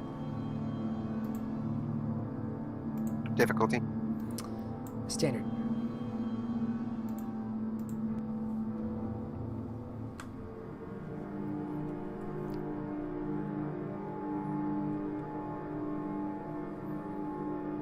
Okay, it's 2 successes on investigating this.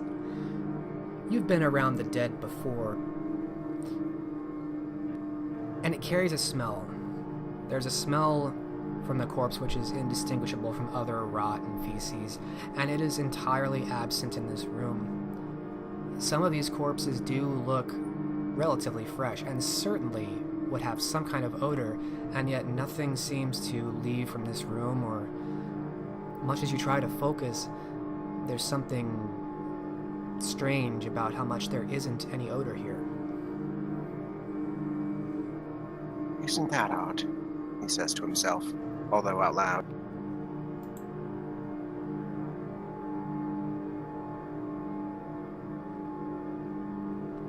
How does he keep the corpses from stinking up the place? That I do not know.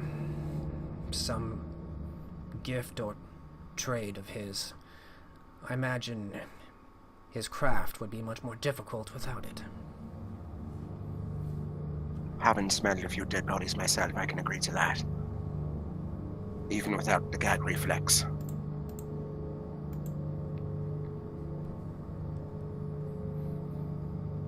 This monastery does have attendants during the day, as I understand it.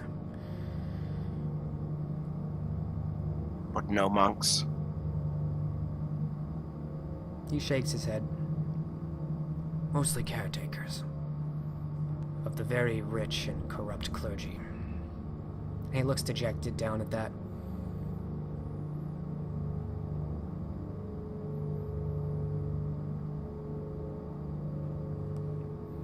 While not a perfect hiding place, I see its charms.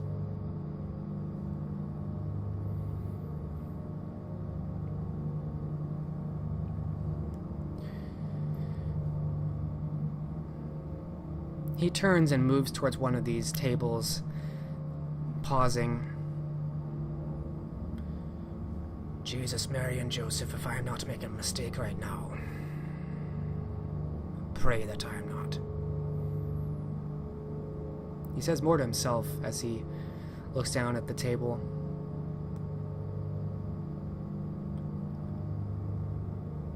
And he picks up what appears to be a black candle. And he takes this lantern set by it and lights it. And before your eyes, you see something very unnatural. This black candle shines with a blue light. A bluish flame emits from this candle. And he sets it down in front of this chalk outline on the floor. He takes a few steps back, looking to each of you with a concerned look. Cormac watches wide-eyed. He's never seen a candle burn with a blue flame before. How, pray tell, is that achieved? You are asking the wrong priest.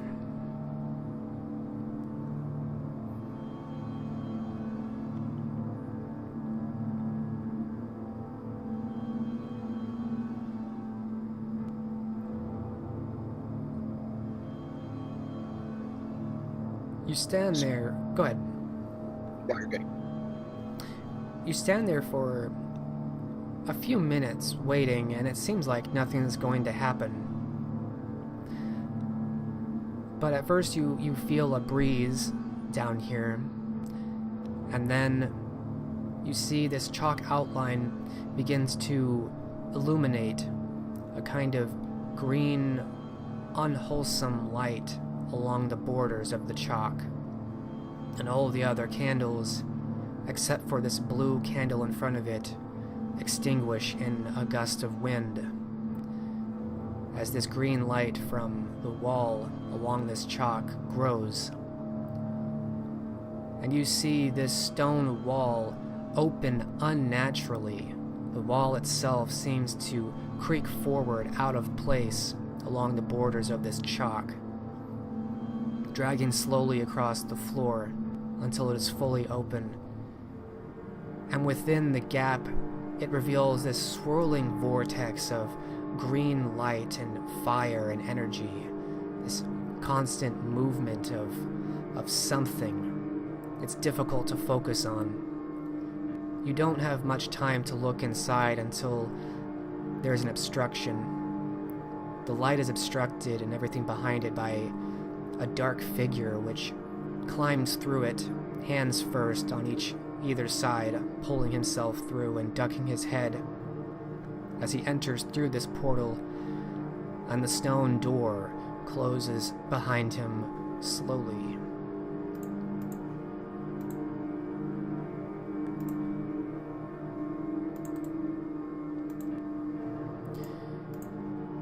You see a tall, old man in a long gray scholar's robe, long in the face and very pale, extremely pale, pale as the dead. A brown patch over his left eye, and not much hair to speak of. He looks about you all, as now the only light in this room is the pale blue of the candle in front of you. Father Tybalt, I trust I have been summoned for an excellent reason.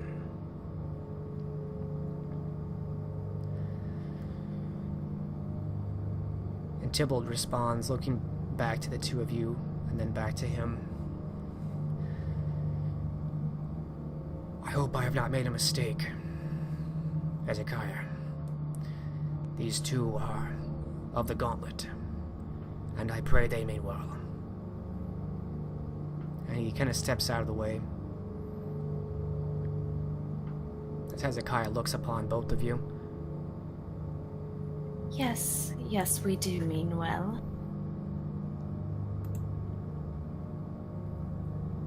And I apologize for needing to bother you with such matters, but there is an object we have, an axe of one of the former Gauntlet members. We are investigating how they may have perished and what led to it.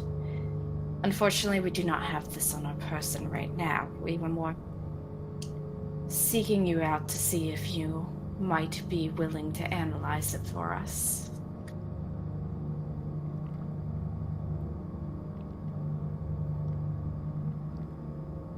He turns sharply and unnaturally, looking from you, and his gaze turning quickly to Cormac, as though waiting for validation or anything to add.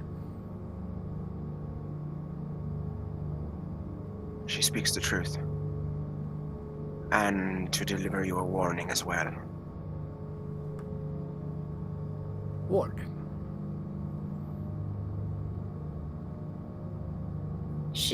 Elined glances over at Tybalt and says, "You are his friend. Would you like to deliver the news to him?"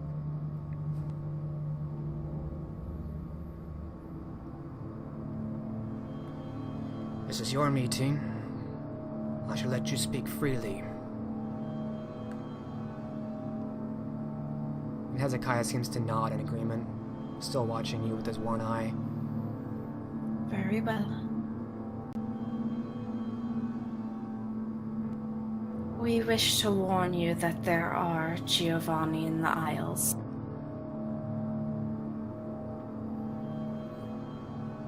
Cursed family. More specifically, there is one that we encountered back in London. Not a very pleasant fellow.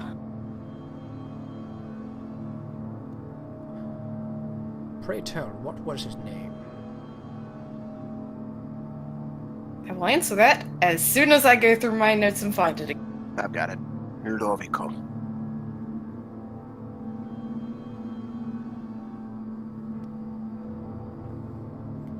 He was offering payment for any news of your whereabouts.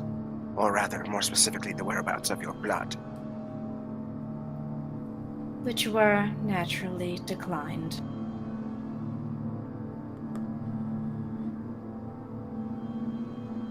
He seems to scrutinize both of you. His one eye seems to hold weight behind it of many more eyes. He think. Ludovico Giovanni seeks my blood.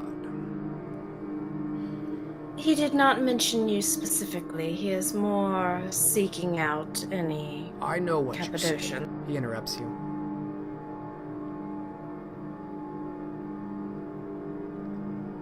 You claim not to be an agent of his.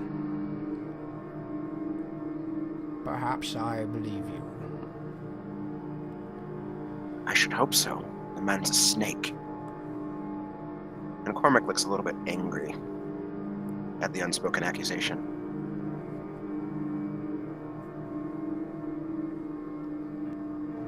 I agree with Cormac. I cannot stand behind anyone that would approve of or commit such actions.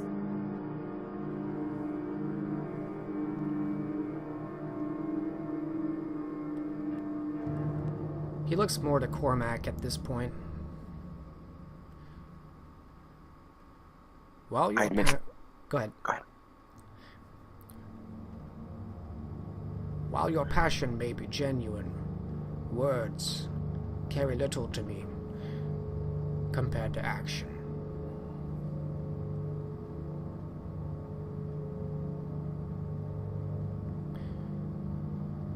I may not know much about your bloodline. Next to nothing, in fact. I had to be filled in on the details. What I do know, whatever he's intending, is below the lowest levels of scoundrelry. And that I do not abide.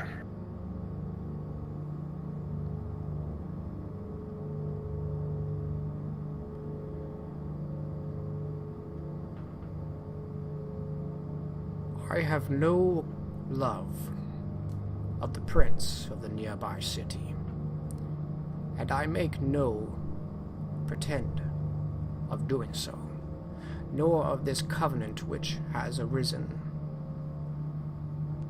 Indeed, if what you say is true and this Giovanni is being harbored.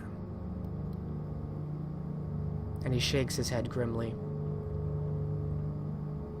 Why should I aid its gauntlet in whatever task may be serving them?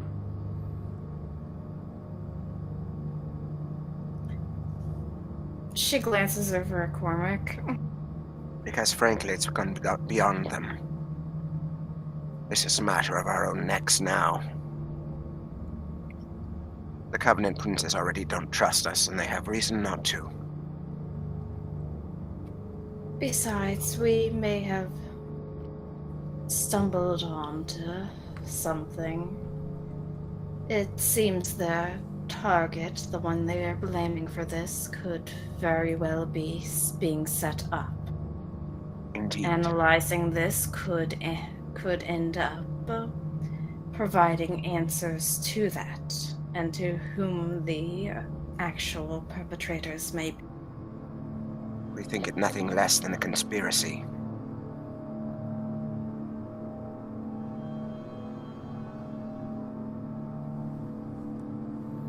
And here is where we take our risk. And he'll look over at Tybalt. He's quiet and serious-faced.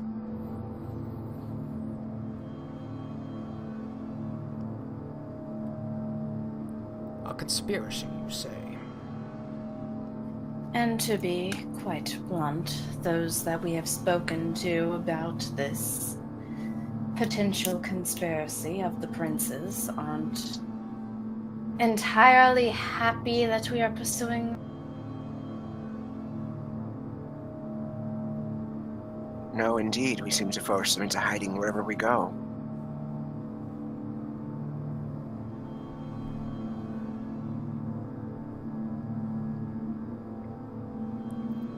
He seems to appraise both of you in a different way, his eye narrowing and then almost sizing you up. How many years under the blood do you share?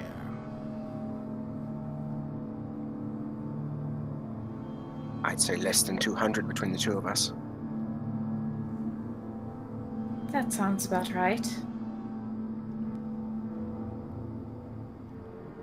Suitable pawns for elders to make use of, skilled enough and accomplished to do much for them. And clearly, little has changed amongst their games. Still, this jihad continues.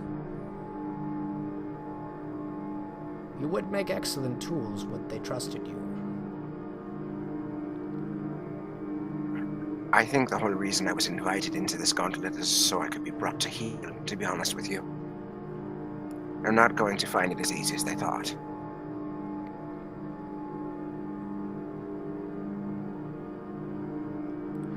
I do not involve myself in the jihad anymore.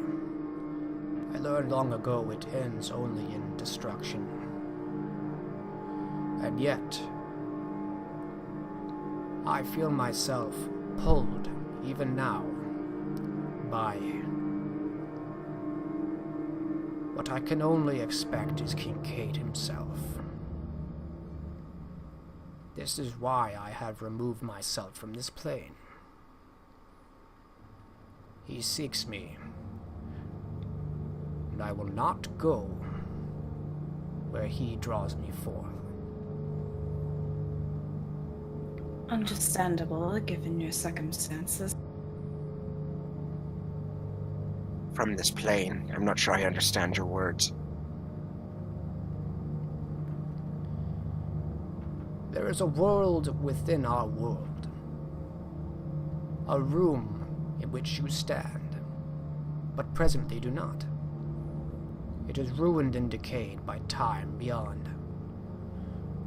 There I can escape this pull, which I am, even now, drawn to. He looks beyond you, past where you came.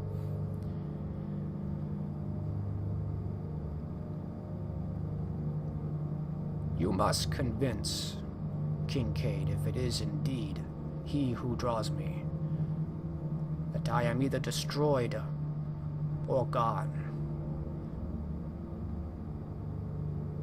I will not be able to forever resist him and this draw.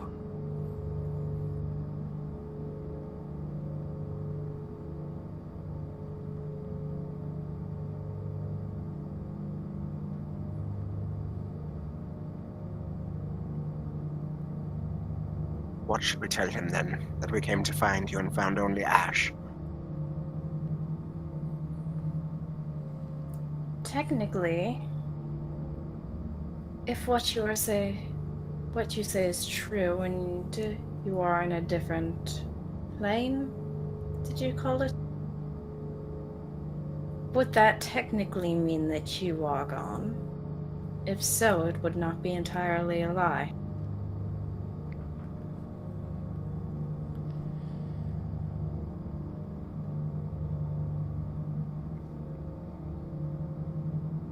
My ability to pass the other side does require time and resources, which I am not easily replenished of.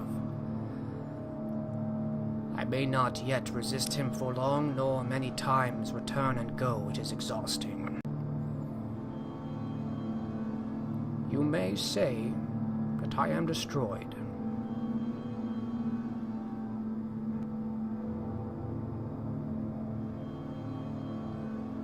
Indeed, perhaps I may aid you in this. And he turns and walks towards one of the tables. He starts manipulating and combining a few ingredients, perhaps embalming fluids and others. And he begins covering some kind of paste composite material onto one of his hands, mumbling something to himself. Oh. You can hear something burning away.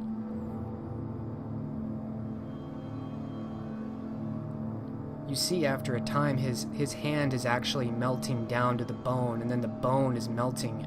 Whatever the substance is dissolving in front of you. His hand is being destroyed into fluid and corpus material, and then into ash.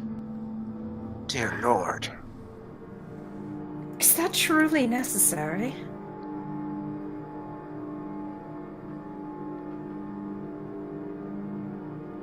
A paltry wound for a token he may yet believe. And with his other hand, he begins collecting this into a small pouch.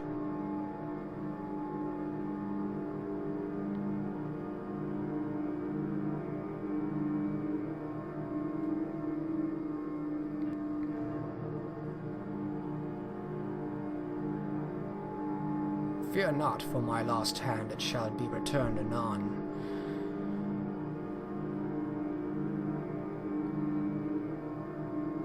If you will do this for me. And he turns, his one hand holding this tiny pouch. Very well, and if this is any type of solace, there was another party in London that was more sympathetic towards your bloodline, your clan.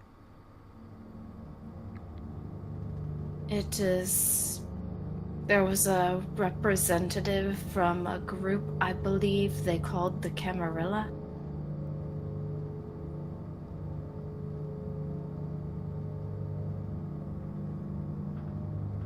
I have heard shades speak of such things. I have heard of other of my blood in other parts of the land speak of this name.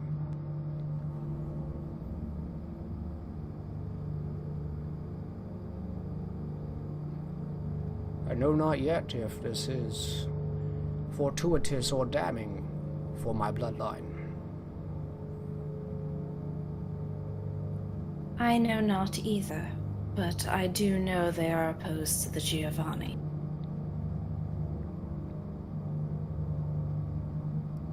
For that at least it is beneficial in their presence.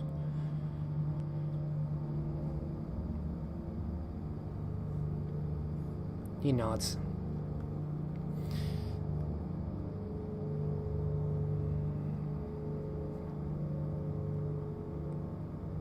I shall aid you in this task of yours. If you will do a task for me, beyond simply convincing this prince of my removal.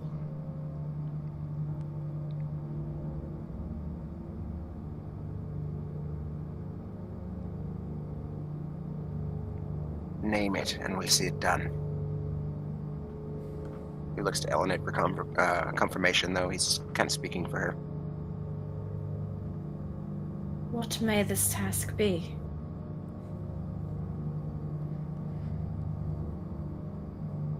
I was not always the only scholar of my kind. There was another, older. He disappeared some 90 years ago, claiming that he went to aid an ally, a friend. He spoke very vaguely and enigmatically. I have only some of his notes, and I know not where perhaps he went. For some time I looked for clues, some hint, and perhaps what he meant. And from then he kind of walks across the small room to another table, sifting through scrolls, kind of shaking his head. I know not if it is folly, a fool's errand, to send you off looking for him, but I would accept your word for trying, if indeed perhaps you did.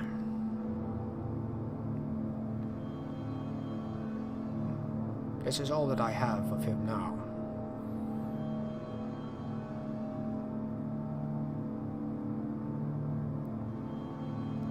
Cormac will look to see what he's offering. He seems to be paging through a few of these scrolled papers and ledgers. And you see that amongst what he seems to be going through, there is a tome.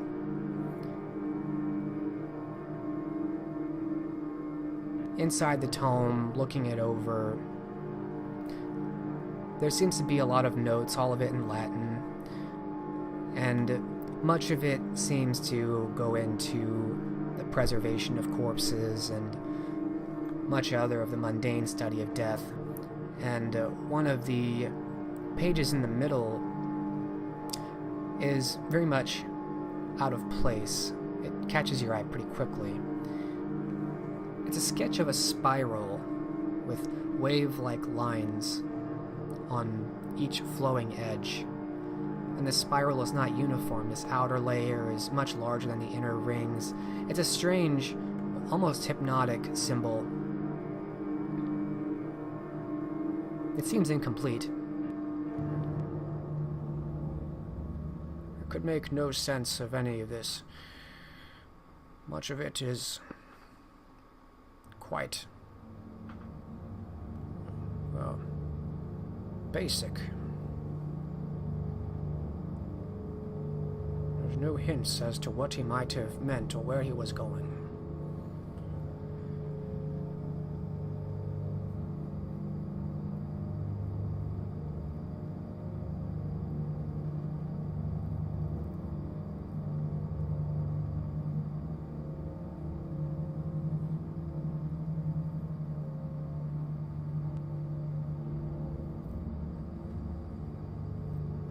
You've agreed to help us, against all hope.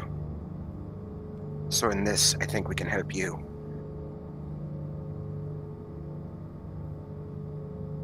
Yes, we can certainly try to find him. There's almost nothing to go off of, based off of these notes. But I continue to believe there is something, there must be, a clue, somewhere. I have pieced over every page, and I think perhaps now I am too deep in the details. He shakes his head, looking down at some of it, before he hands it to you with one hand.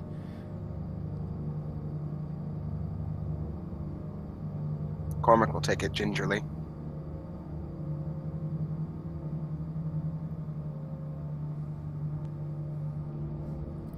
He'll remove his cape and wrap the book in that.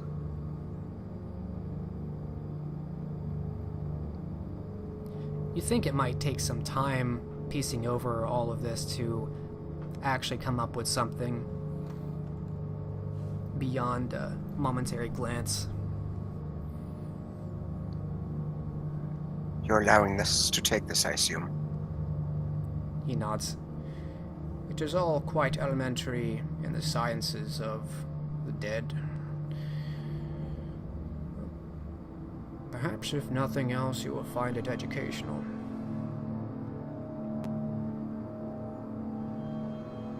I will accept you at your word that you will try.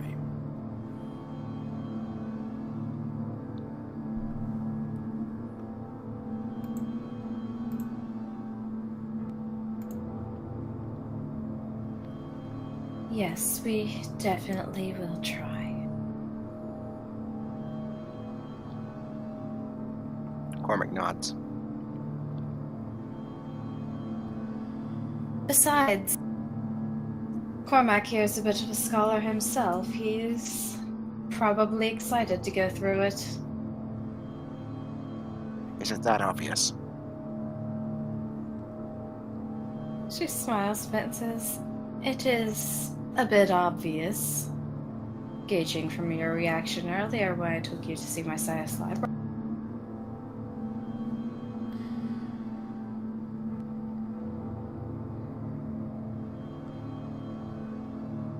Should you chance it, and perhaps find him, his name is Dionysus. You may refer to my request by name. He shall see the truth of your words. Should you find him.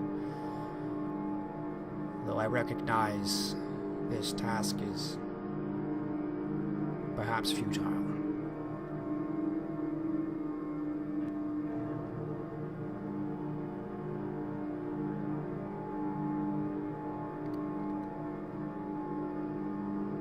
We can only hope that the Giovanni or some other misfortune has not befallen him. Indeed, that is my greatest fear. I would suffice to know that he is safe.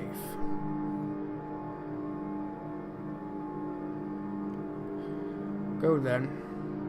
See what you can do about abating Kincaid of his constant summon. Indeed we will. And with that, she will go forward and take the bag of ash he was offering before. And the weapon. When we might be bring that to you.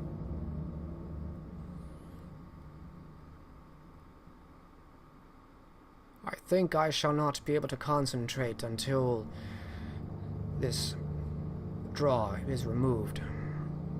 Though, if you think you shall be successful in this next night, I may endure yet. You may return on the morrow, should you succeed. Else I must return to the other side to escape him.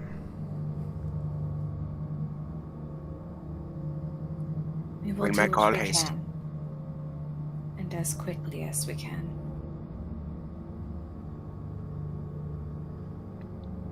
He nods. And as you see the stump of his hand already, you can see something is beginning to protrude out of the dead meat, what looks like a reddish bone. He's very quickly forming something out of that. And he turns away from you. And at that point you see Father Tybalt take a few steps forward. He nods a couple of times. Godspeed then.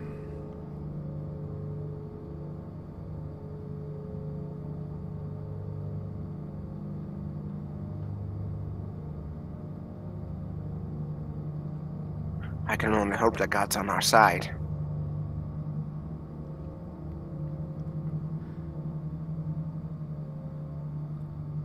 Our Lord is on the side of the just, even when we ourselves cannot see it.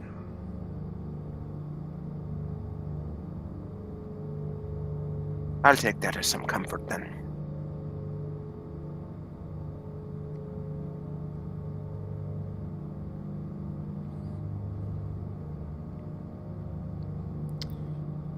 I shall follow you out, such that I may secure this from outsiders.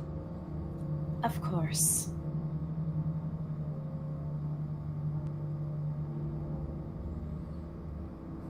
Cormac nods. I'll do my best to forget I ever saw it. He nods and begins making his way back out the hallway. Oh, Ned, well, leave as well. And Cormac follows her. Alright. And once you're out, the father does again close the stone wall and painstakingly moves this large statue back into place. And the group of you make your way out, presumably back to the city proper.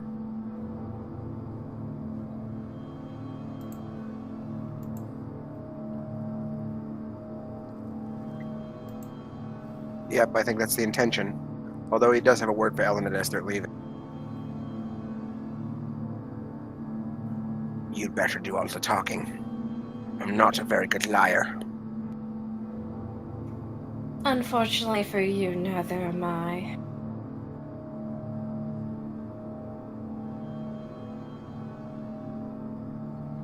Then let's try to curb as close to the truth as possible. That was my intention.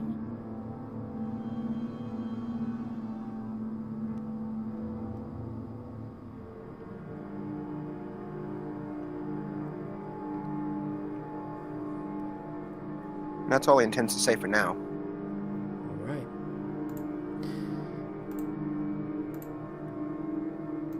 So the group of you make your way back into town.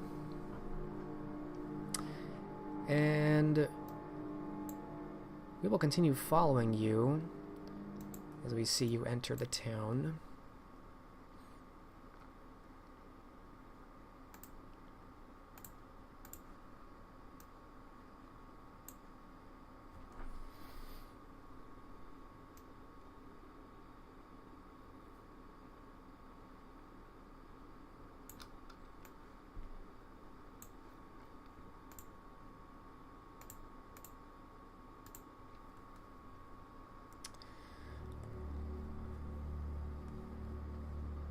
Father Tybalt leaves you as you enter the town and part ways, him heading back to his chapel, and the two of you, I assume, heading in the direction of Kincaid at his manor.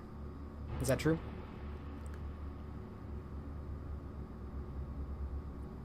Well, he's still having his party tonight, is he not? Possibly. Probably. It's best not to interrupt the party. We have no choice. We have only until tomorrow.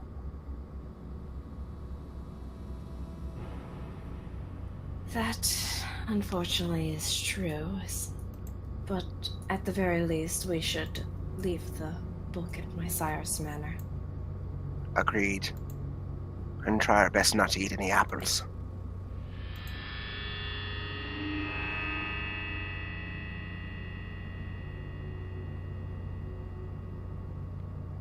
That as well, though admittedly you are one of the first ones I've seen that's actually accepted.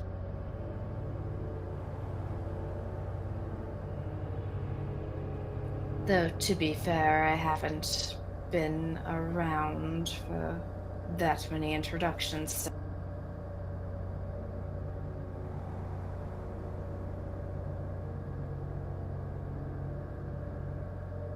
I'm really just like a child who loves interesting puzzles. And he grins. she smirks but says, I'll keep that in mind if I run across anything shiny in the future.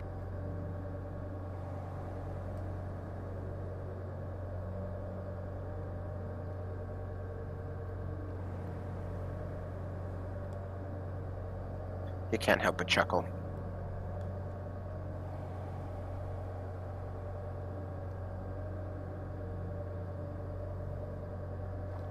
Alright, so first step is to drop this off at your sire's estate and then head over?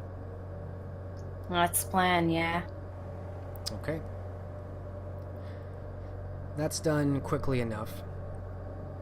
You find a secure room in the manor of Valanis, perhaps the one you've planned on staying in. You set down the scrolls and the tome, bundled up in Cormac's cape, and then set off for the estate of Kincaid once again.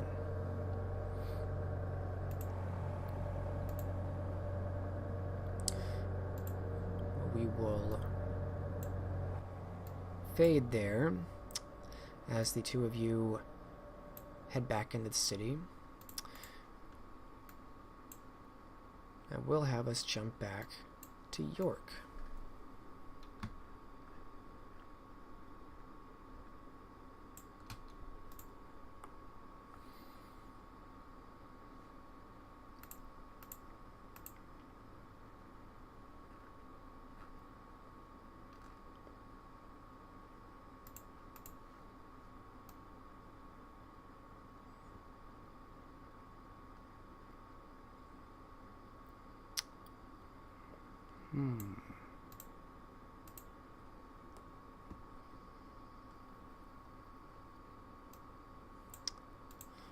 All right.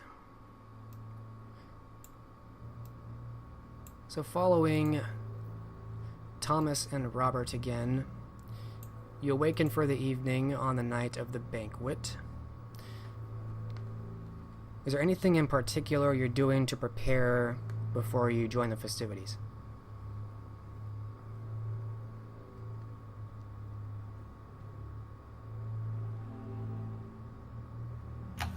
Prepare, you say? Mentally or otherwise.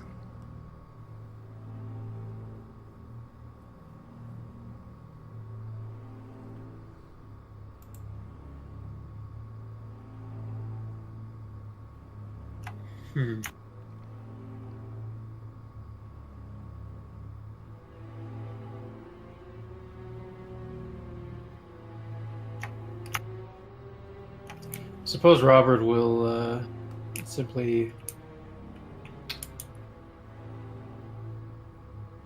mentally steel himself to be as following proper etiquette as possible.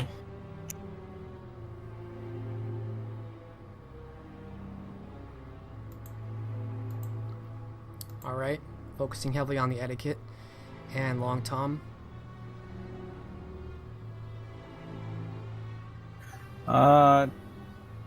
Tom would probably put on the nicest clothes he had brought with him. Not that he was expecting to be attending a banquet.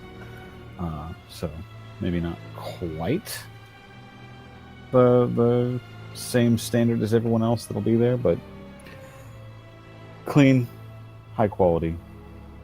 Not crazy colorful, but yeah. Okay. So Robert focusing... Go ahead.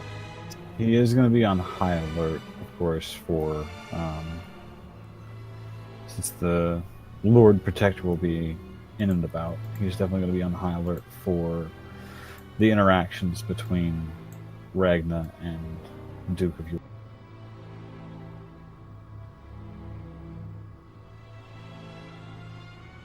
Okay.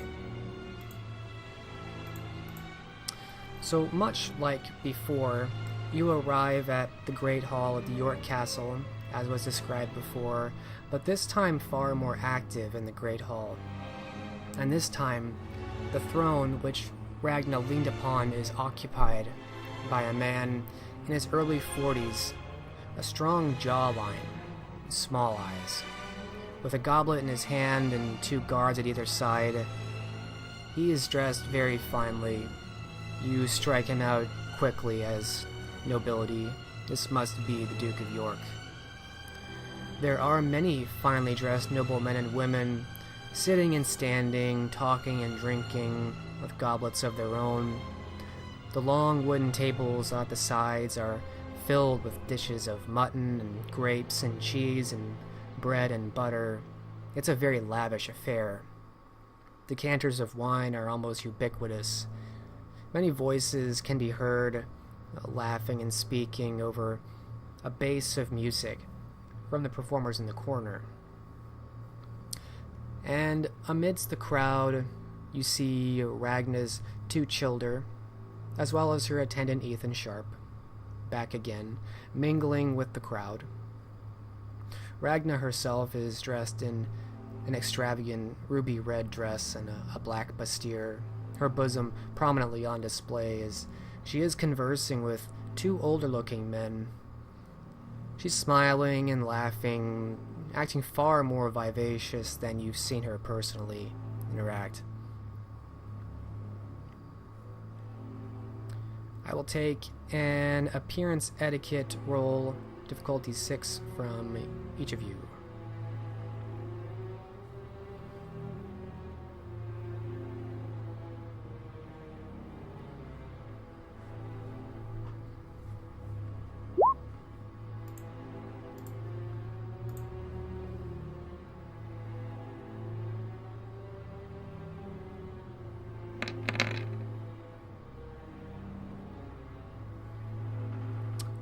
Do either of you have specialties there? Negative. Unforgettable face. Is that your appearance specialty? Mm-hmm. Do you have an etiquette specialty? I should.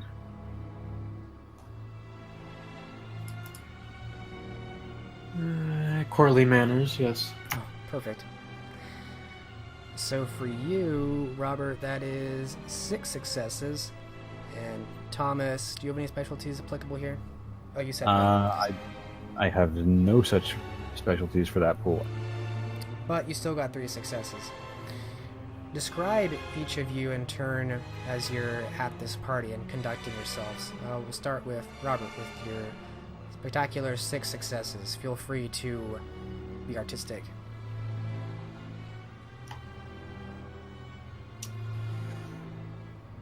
Robert is, as he feels on the top of his game, he is performing every custom and courtly manner almost to perfection. And indeed, this is his realm.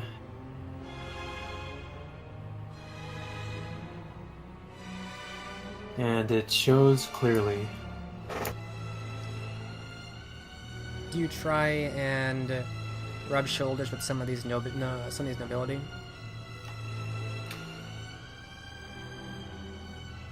He will. Alright. Your unforgettable face is definitely going to play a role here. You're wildly popular among the nobility here. Both the men and the women seem to very much gravitate to your natural charisma and energy, and you have just enough tact to say jokes that draw interest and draw small crowds without pushing the edge so much that people look at you strange. You have found that balance, and you've owned it. Thomas, describe yourself as you're engaging the court in this banquet. Thomas, not quite as at home, but he does himself proud. Presents himself well. He bows appropriately and kisses the right rings. Laughs at all the right jokes, and none of the wrong ones.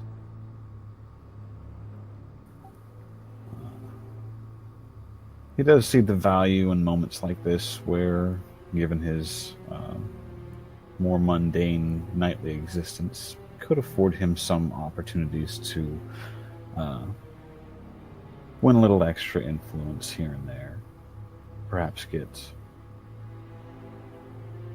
permits and writs for certain things in the future. Certainly listening for those that might do him favors.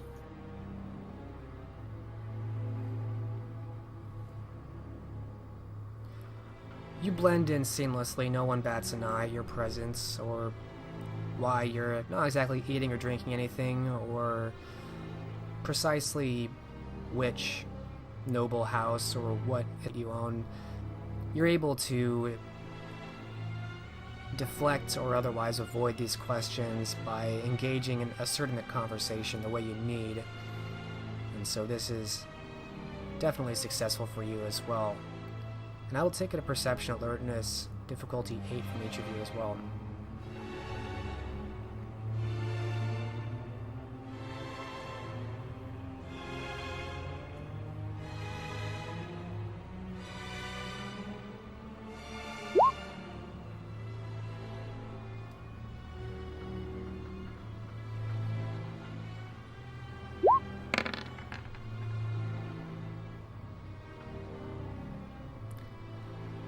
Alright, no successes for Robert, but Thomas, you notice it's almost hidden from you, but you catch it more than once. You know this is not a fluke. Ragna, although definitely entertaining guests and seemingly absorbed in them, is not focusing on them. Several times you see her watching through the crowds to see how you're behaving and how Robert's behaving. In between laughter, her eyes dart to each of you. She is definitely watching your behavior.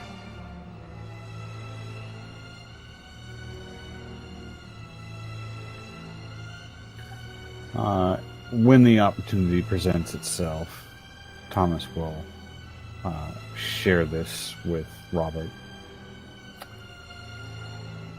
It seems we're being tested. And then he'll feign a laugh at some joke that wasn't actually.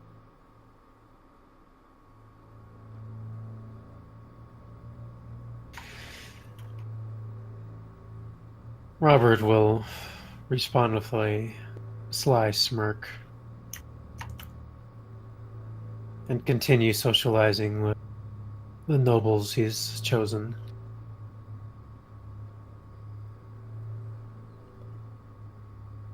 Tom's laugh is almost infectious, and other nobles nearby who think they might have missed a joke also join in the laughter, lest they be outed as a poser. They don't want to miss out on whatever was just said.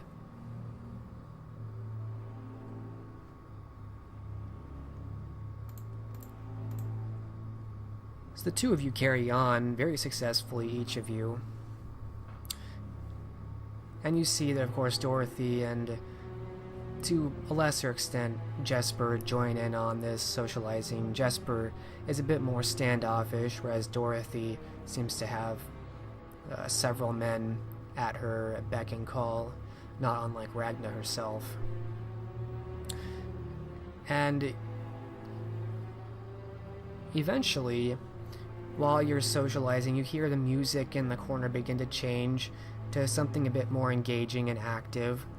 And because you're both very successful in your courtly appreciation, you recognize this as a cue for a dance to begin, and you see that many men and women are entering the center of the chamber and begin to dance together, moving in unison step and pause to the song.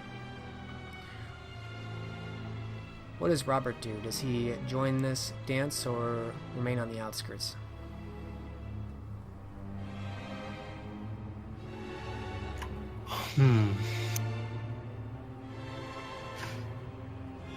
He'll seek out Dorothy and invite her to dance. Alright. While you're doing that, Tom, what are you doing? Tom's watching Ragna to see if she's turning away any potential suitors who might be seeking her hand for them.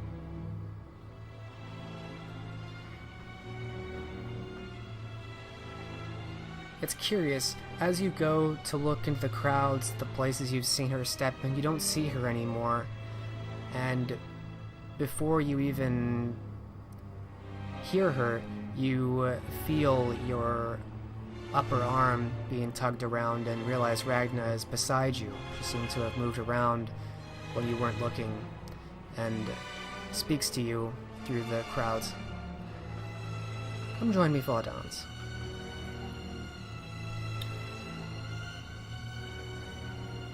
You took the words clean out of my mouth.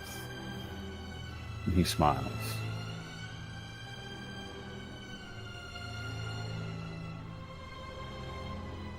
And he escorts her out onto the floor. And Robert, you're looking for Dorothy, and you spot her, and it seems like you recognize the same intent for her. She is actively looking for you. And you catch her as she's beelining towards you as this song begins. Oh, come, Robert, come, let us dance. Yes, let us.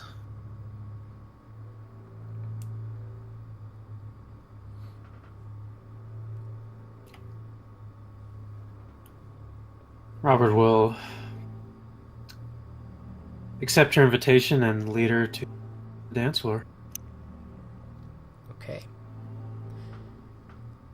Through the crowds, you can see that Jesper eventually joins the dance, and even Lydia is here. She looks a bit more uncomfortable. Despite having the grace, she seems not to have much interest in dancing, and she's in a very handsome and slender gown, emerald green. It seems to be no difficulty at all for her to dance, although she seems not to have much a taste for it, based on her expression. And Dorothy, as you escort her, is in this fine baby blue dress and corset. And she seems very at ease dancing with you, Robert. Well practiced at this dance and perhaps others. It seems everyone around is enjoying themselves very much. There's much praise and joy as everyone seems to be dancing and drinking and cheering. And Ragna dances with you, Thomas, her hands on your shoulders.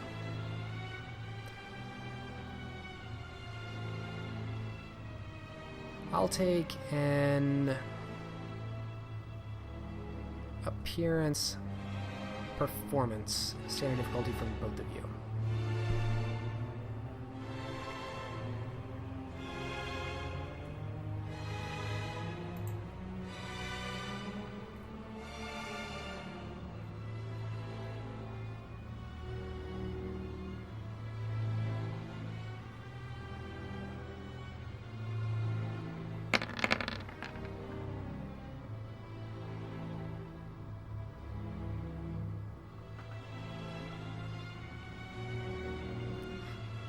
One success from Robert, none from Thomas. Dancing doesn't come quite as naturally to you, Thomas. You're more comfortable with the quick jigs on a moving boat. Although given how successful you are with behaving in court, you're at least able to match Ragna's movements. Although you're supposed to be leading, you know that you're not doing as well as perhaps others, but you're not embarrassing her at least. Robert, you're also able to dance to this song. You recognize it, and you recognize and remember the dance steps, although Dorothy seems willing and able to assist you where you're perhaps not as quick with the movements and change of tone. Although she doesn't seem to chide you or give you any expression when she's obviously superior at this song. Thomas will make the excuse that seems I still haven't lost my sea leg. She smiles. If dancing is the one thing that you lack, there are worse traits to be missing.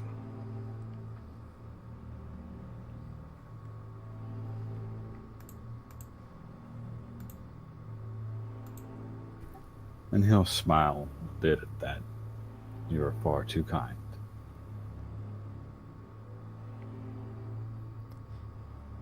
And she moves in lockstep with you, and you can tell based on subtle movements of her hands on your shoulders, trying to guide you, even though your hands are at her hips.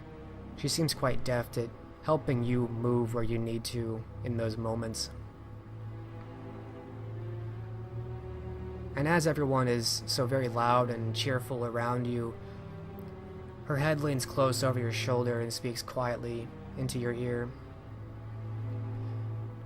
Did you know, for every drunk bastard here, 100 to 1,000 men or more stand behind them, all of them here under the Duke of York's roof, merry and content for the honor of being invited.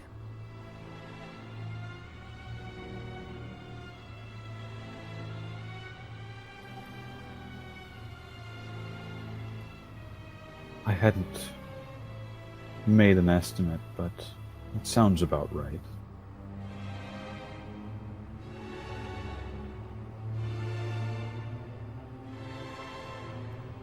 Power can appear in many forms.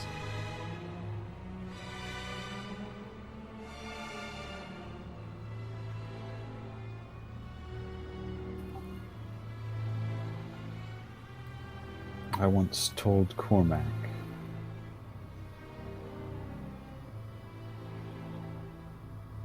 sovereignty is a blade, and it cuts according to him that wields it. I wonder to what end this blade will be wielded.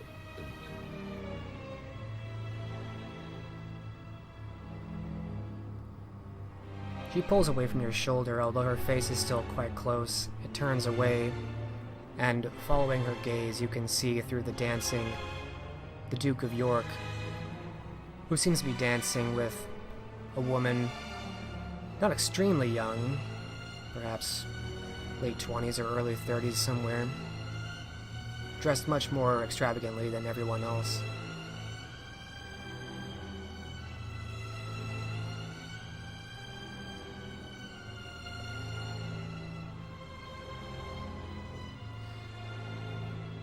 There is much you wish to accomplish, much of it noble, and you seem to have noble purpose in how you will achieve those things. Do you expect to be aided by the rest of the gauntlet?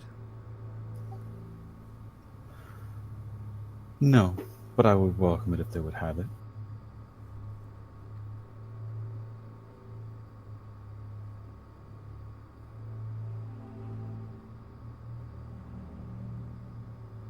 Perhaps you are in need of more allies then, for surely your ambition is great.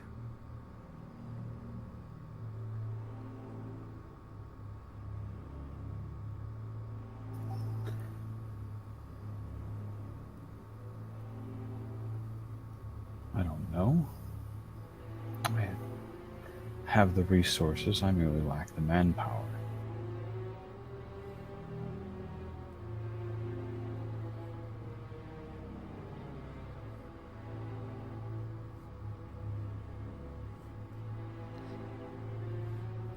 As I've said, there is much manpower here, although it does not appear so at first sight.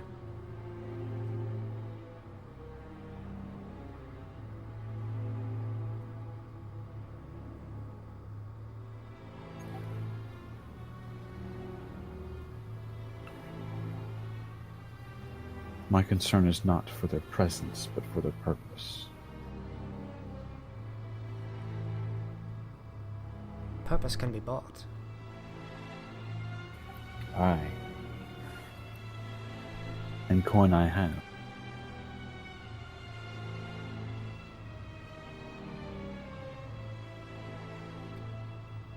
And what make you of the rest of the gauntlet? What is their purpose?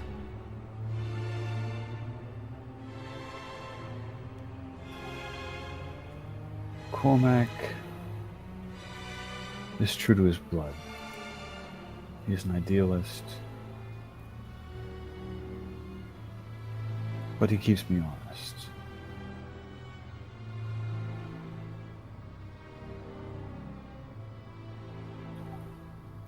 Elined is, I think perhaps a bit too bookish.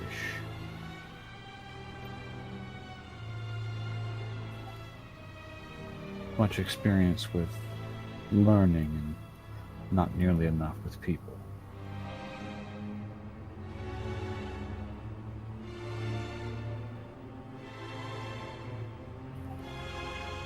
Robert is far too naive for his age.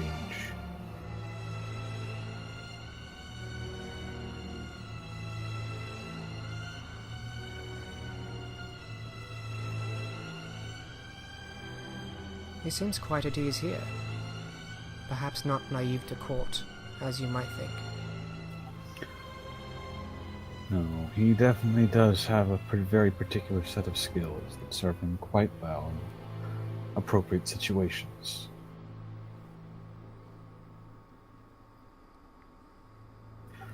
But he lacks guile.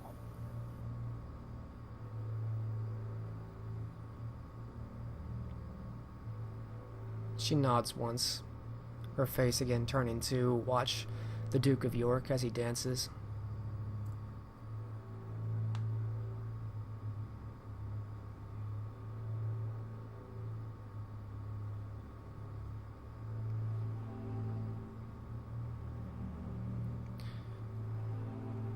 Meanwhile, Robert, you are dancing with Dorothy, who seems very excited for the opportunity. I haven't had this much fun in some time. I am so pleased that the two of you came. Would that the others would come as well. Do you think they may? The rest of the gauntlet?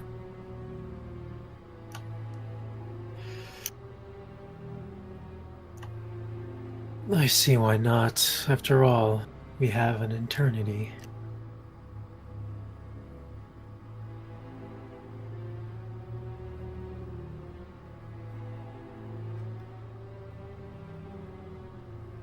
I suppose that's true. I just mean with all of your status now. You must have so many at your beck and call.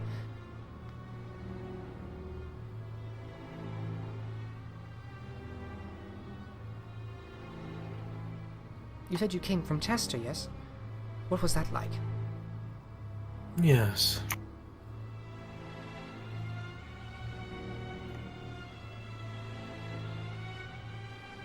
Well,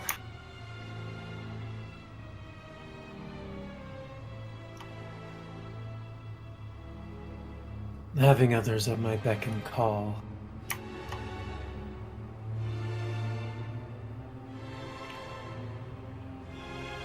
I set out on a mission.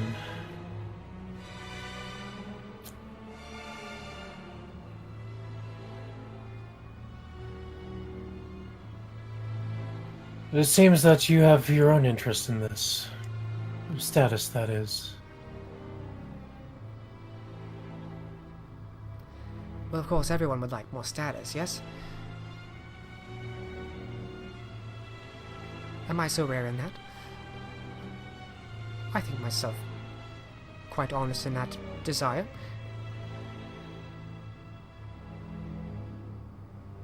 Yes, yes.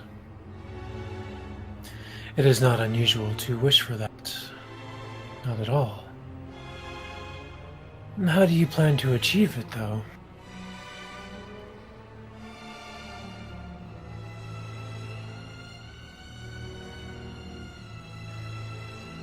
Well, I continue to hope that perhaps Ragnar will appreciate my skills more.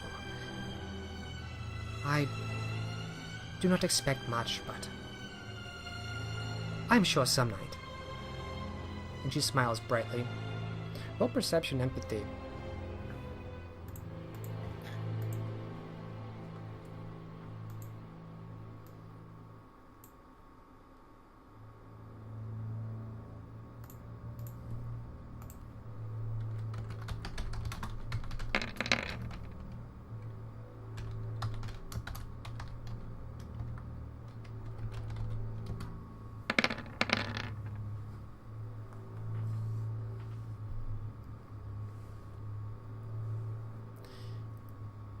She's seen you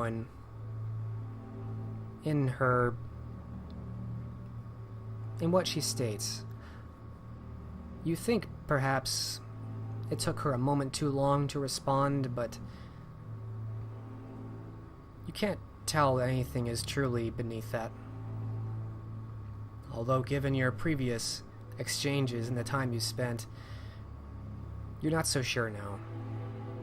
As convincing as she is in the moment, you remember the comments she's made, and you think perhaps, despite the confidence and the momentary belief of her genuine truth, you begin to doubt whether Dorothy is truly content, as she states.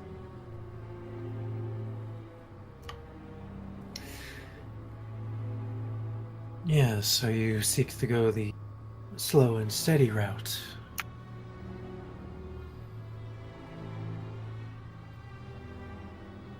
Well, as I said, Jesper has all these dual duties. It does free me up to ride and to enjoy as I would like. So, it isn't all bad.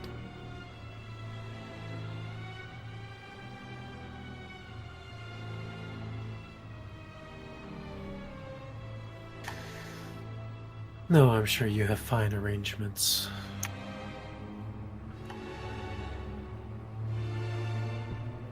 You did not say what your impression of Chester was.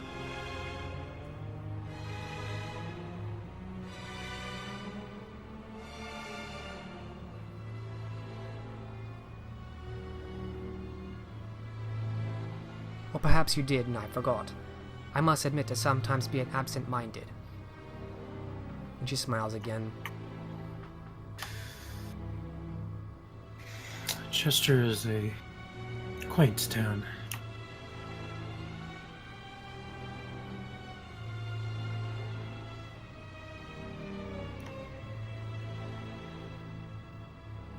And Prince Barbaros, is he quaint as well?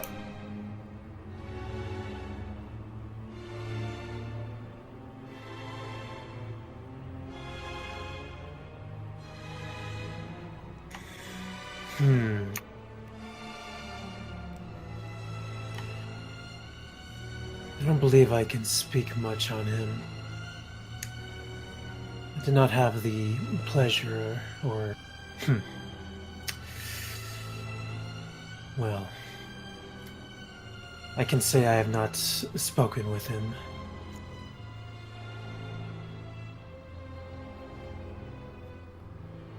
Do the others speak of him much? The other members of the Gauntlet?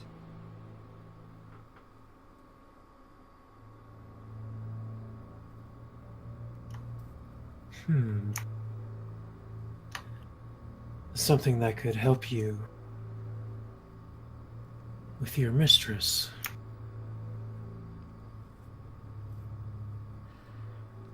Oh, listen to me prattle on and on. I apologize, Robert. I just get interested by the stories of abroad. The powerful princes here and there. If I did come across such a thing, I'm sure you would be interested. I suppose as interested as any girl who does not see much of the world would be. And she smiles brightly at you again.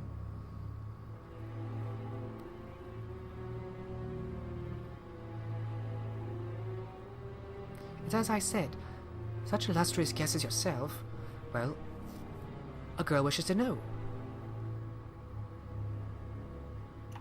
Of course.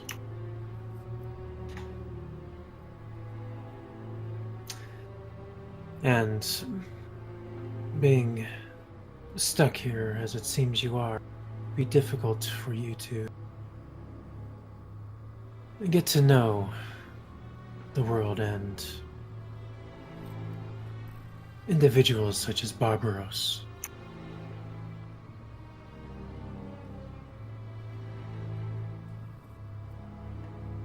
Yes, it can be quite difficult, she says after a moment.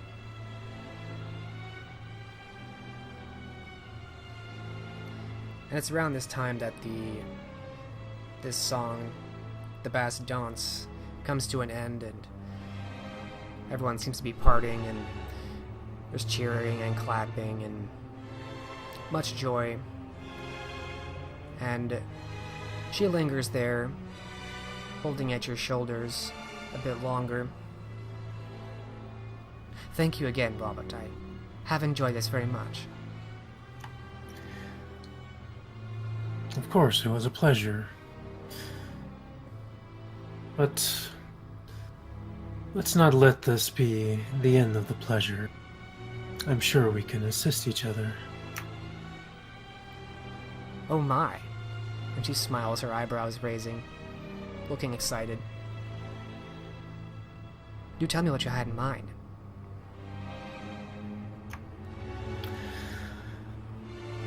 You seek status. And of course that is a normal, healthy thing to seek out.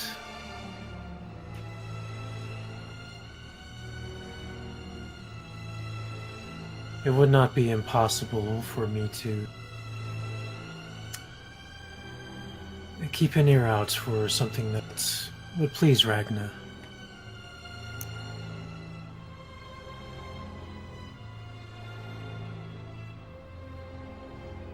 She continues to smile brightly at you. Well, I hoped you'd had something else more personal in mind for pleasure, but I suppose that will do as well.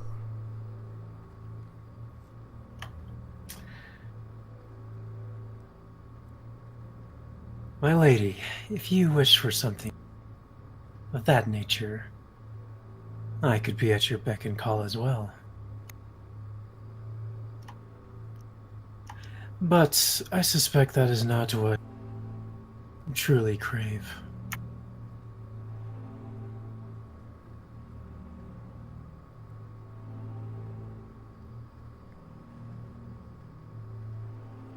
She studies you for a moment.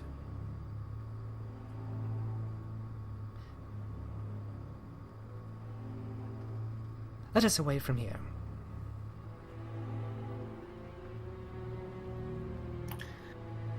Very well.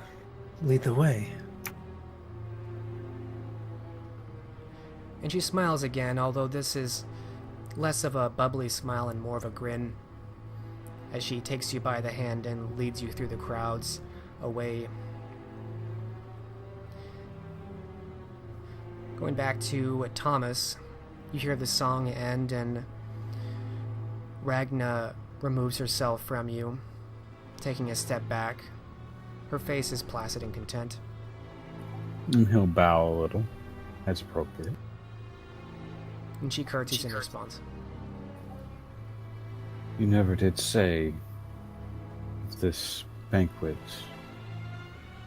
if it coincides intentionally or accidentally with the calling of the banners.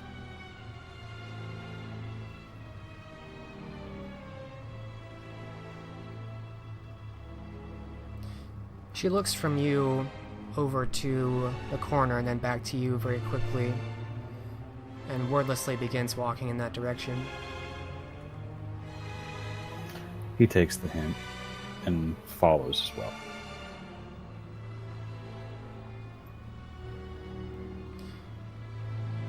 Over in a corner, she turns to you, and at this point you're a little bit down the hall, just outside the Great Hall, and turned a corner.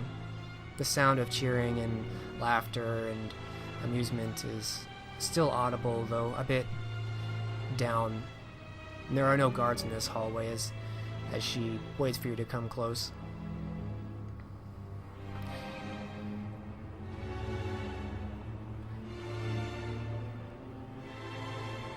The calling of the banners is a complicated arrangement. I have at times kept the company of the Duke. His wife is already quite incensed with the affair he had with my child Dorothy, so it is unwise for us to be closely in public. Though perhaps it was more than coincidence that all of this occurred on the same night.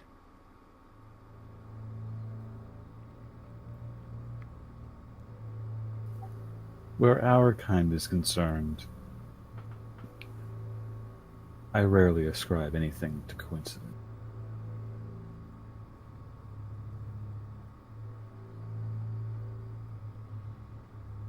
In that sentence, I shared more with you explicitly than I have with most. And I thank you for your confidence. Consider it a small gift, perhaps an indication for things to come. I will see that it is not squandered. I trust not. There will be nights ahead of us where I suspect the politics of the kind shall intersect with our own. And at that time, I hope I may call upon you. And perhaps you shall see and experience more of this.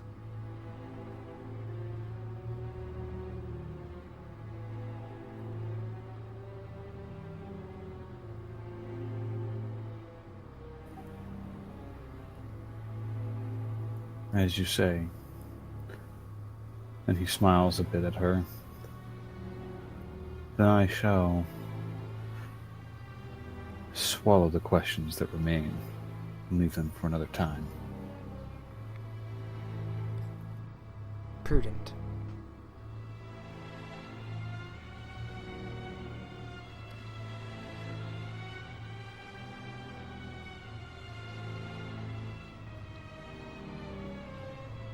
I should return to the gala. It is not good to be missing for too long. Scandal rises quickly among these crowds.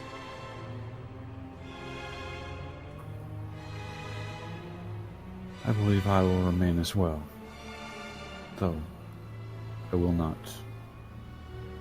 interfere further in your enjoyment of the evening, unless you wish it. We should not be seen together so closely again throughout the party. And I know it need not be said, but do not approach the Duke himself. I wouldn't have thought it. Good. And she smiles softly.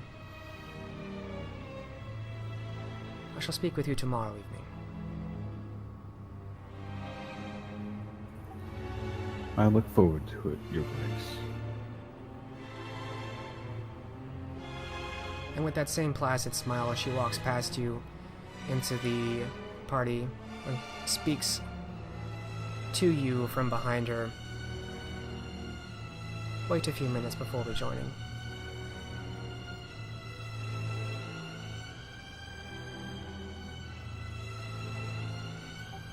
He doesn't say anything, but he'll give her a solid 10 count before he comes back. Alright. So you eventually rejoin the party after Ragna does.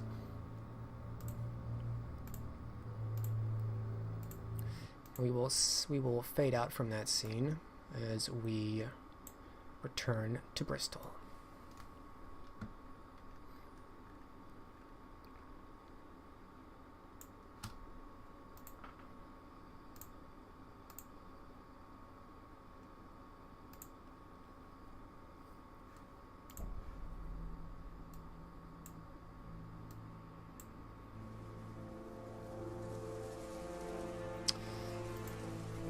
We focus again on the city of Bristol on this evening as Cormac and Elined are returning back to Kincaid with the hopes of perhaps ending this summons of Hezekiah. You're making good progress, and you are perhaps a quarter mile from the gateway leading up to the estate when you are somewhat intercepted by a small group.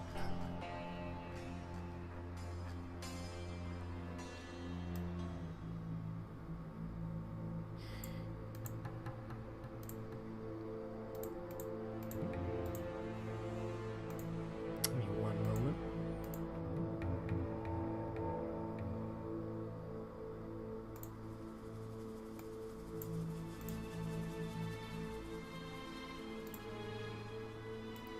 You see one man and what appears to be two guards.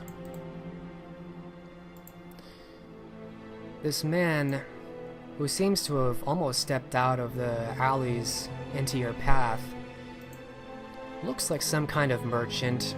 He's dressed finely enough in red and black, tunic and hose, and a fine hat. The two men with him are clearly mercenaries of some kind, armed and prepared, although obviously weapons sheathed. And the man, as he steps out in front of you, he puts his hands on his hips, looking almost triumphant. Well, well, well. I wouldn't miss the gauntlet by sight.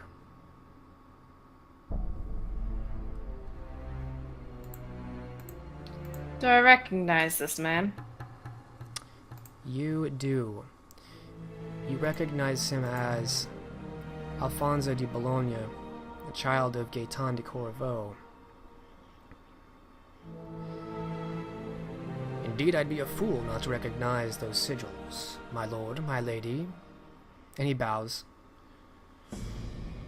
It's good, of course, to see you again, Lady Elined. My lord, I am Alfonso di Bologna, child of Gaetan de Corvo, he says, looking to you, Cormac. It is the words. Words are apparently hard. It is a pleasure to see you again as well, Alfonso. And she will return the bow with a curtsy. And for the first time, I suppose. What do you want? Now, Cormac. He smiles faintly, almost like a smirk. I had heard a rumor that the two of you were in town. I am pleased to have caught you. He's looking between the two of you, his smirk still remaining. I'm pleased you have as well. What, pray tell, is the reason for this, visit of sorts?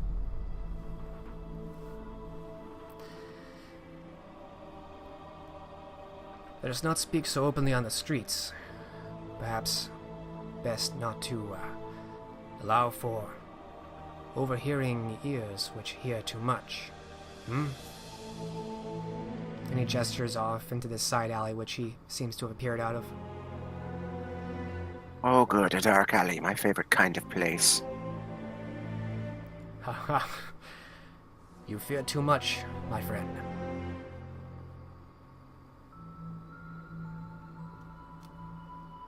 Forgive me if my patience is a little thin.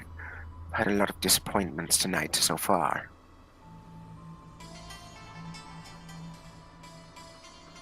I shall try not to disappoint you then, with my offer. Come. And he begins walking down the alley, the two men following him silently.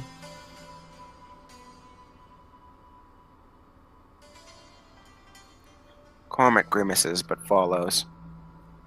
Elined will follow as well.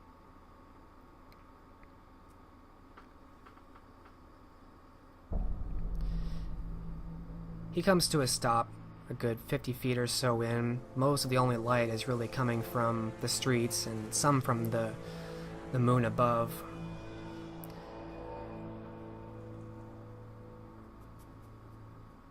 He finally turns to you each. Of course you know, with my sire's demise, all of his estate is up to those which he left behind.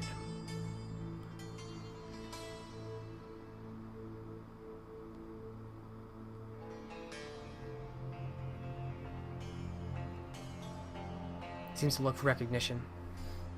Sorry to hear about his passing, but what does this have to do with us?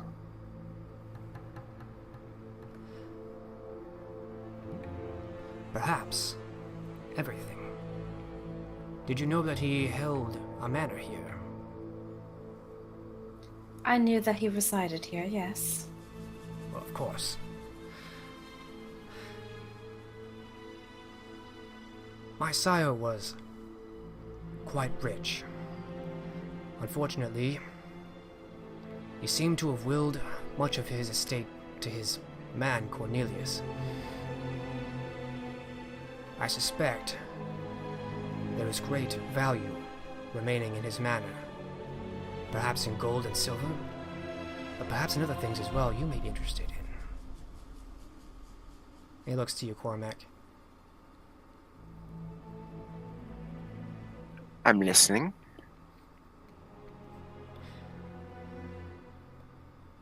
A little bird told me that Jean-Marc intends to send a carriage here to haul away whatever remains. And indeed, an interesting note. It seems the good Jean-Marc has kept that estate under lock and key, guarded by his own men. Not even myself am allowed to enter. Were you aware of your sire's business with him? I was aware he had some business with Jean-Marc, but not to what extent. If you are, as remains the location where he perished, we did come across a sigil that was meant to be sent to him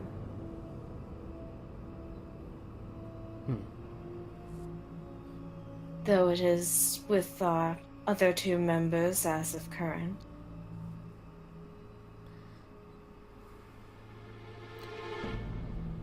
I shan't take up more of your time than I already have. I do suspect there is great value in his estate.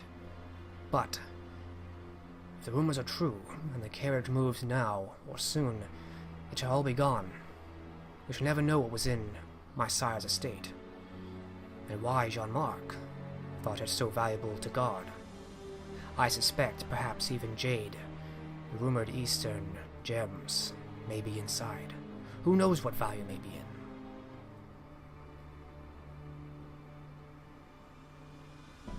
My sire was quite mysterious.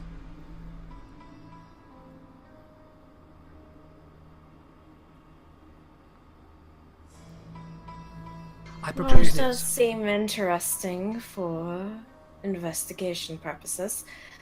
Unfortunately, I am not a very cloak and dagger individual. I do not partake, nor have I ever partaken in breaking into other people's estate. Well, when you put it like that, it sounds so skullduggerous. It should be mine. I am his child, after all. Perhaps it was a mistake that it went to Cornelius.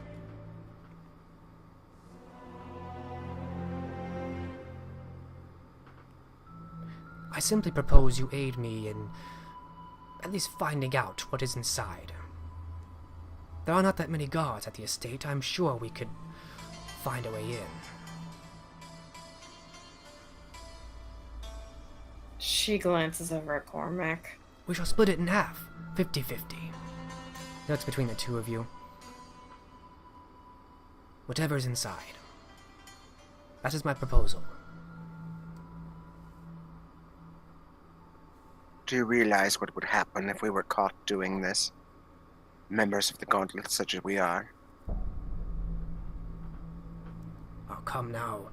Surely you have the status to brush such accusations off. That is why Accusations, I come to you. maybe. Sorry. That's all I said. That's why I come to you. Accusations, maybe, but being caught with bloodied hands. Can't talk your way out of that one. Do you think there might be anything within the mansion pertaining to the investigation?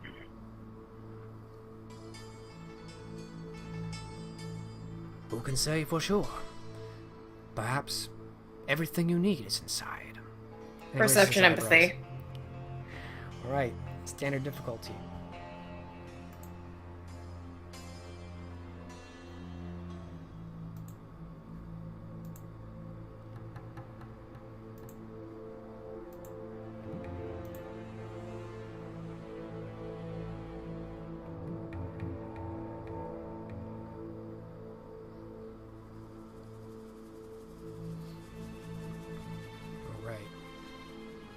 Do you have any specialties there? Can't remember. My only perception specialty is detail-oriented, and I wasn't certain if that would apply. As such, I did not include the extra die. Yeah, for specialties, I just count 10s as 2 successes anyway. I'll give that to you, though. So 3 successes, since you rolled a 10. You genuinely think he doesn't know. He does seem excited enough to believe there is something valuable in there, but you also pick up on more excitement than knowledge.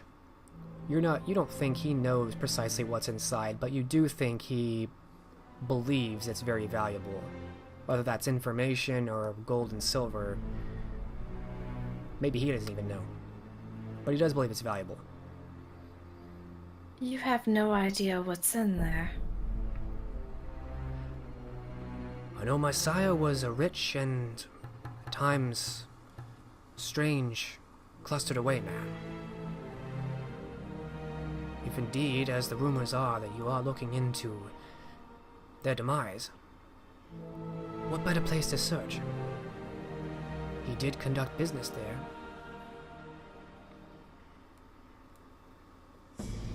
And why would Jean Marc guard it? He holds up a finger as though making some great point.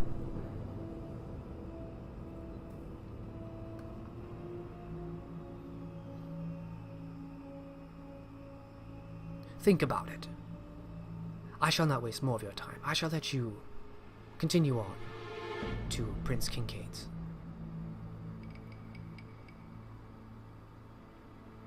When do you want an answer?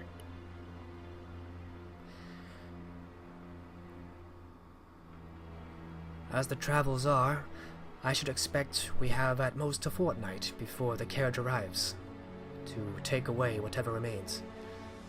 And I do not know about you, but I am far less inclined to attack a caravan than I am to enter an estate.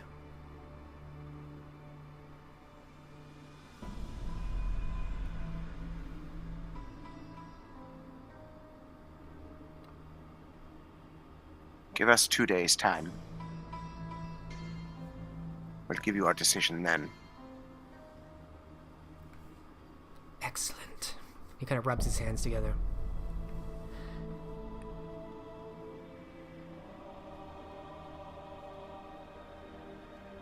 Or you may find me or one of my messengers at the Gold Coin Inn.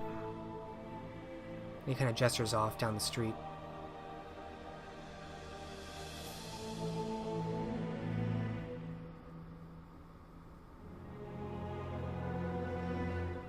The Gold Coin Inn. He'll nod. I bid you a good evening. He smiles and bows at the waist. Much more than he has to, certainly. It's a very showy bow. And still grinning, he begins walking out of the alleyway.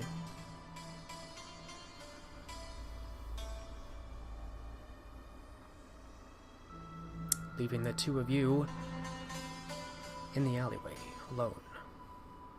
It is times like this I am glad that I avoided the social gatherings while I was here.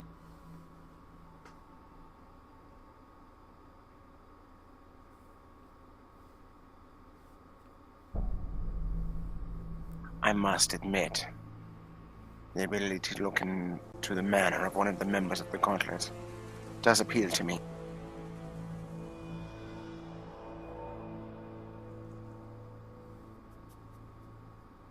Yes, but it is guarded by John Mark's men. We are... Well, we are at odds with him enough as it is. Or at least he believes us to be. Precisely my thoughts. Which means also that we can't just walk up to the doors and demand entry. So unless we have another way in...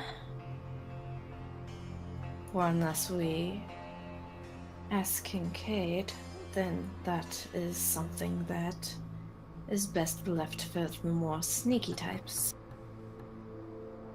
I've learned enough from Robert's foibles to know that telling Kincaid is a bad idea. Word has a way of getting around.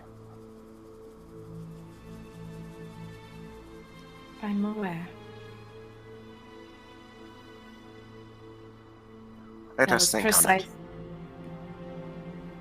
Yes, that was precisely my point, that the options we have currently for it are options that we best not take. One thing I'm certainly not is a burglar.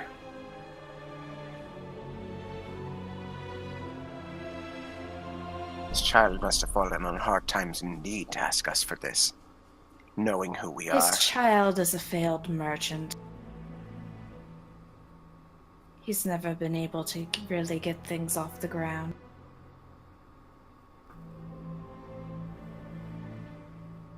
All the more reason to turn him down. He can't be trusted as far as we can throw him. Precisely. Then again, I wonder what cards he has hiding up his sleeve. No doubt something that would harry us in some way, should we refuse.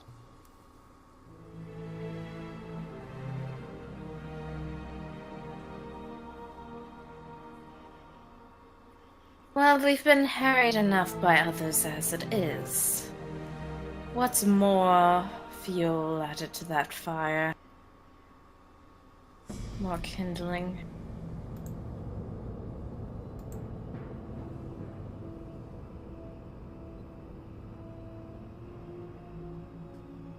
Just when I think we found our footing, something new comes along.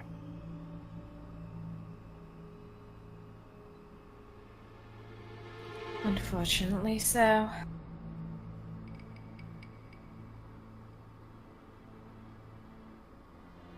And more it's made apparent that I need to make suitable backup plans.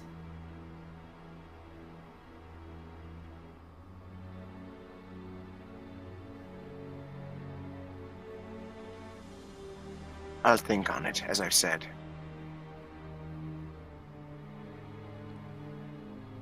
Maybe another night we'll have more time to discuss it. Tomorrow, perhaps.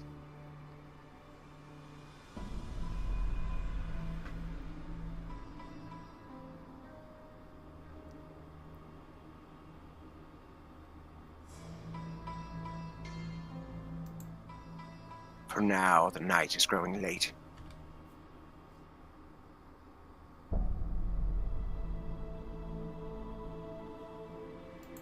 Yes. We must get our business done and head back before the sun rises on. Unless, of course, Kincaid sees through our ruse and has us executed on the spot. That is unfortunately an option as well. But I am nothing if not a woman of my word. And I a man of mine.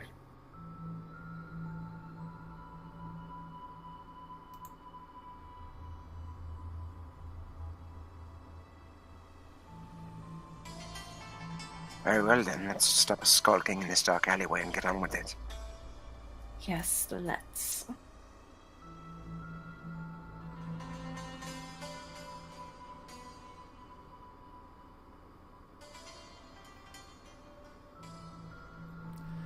All right. So the two of you make your way out of the alleyway, and scene fades on the two of you departing, and we see in the horizon the estate and the great tree of Kincaid.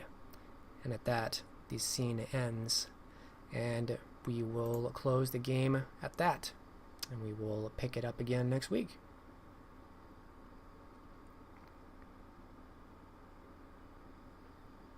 Unless something else waylays Cormac and Elined. But probably not, but who knows.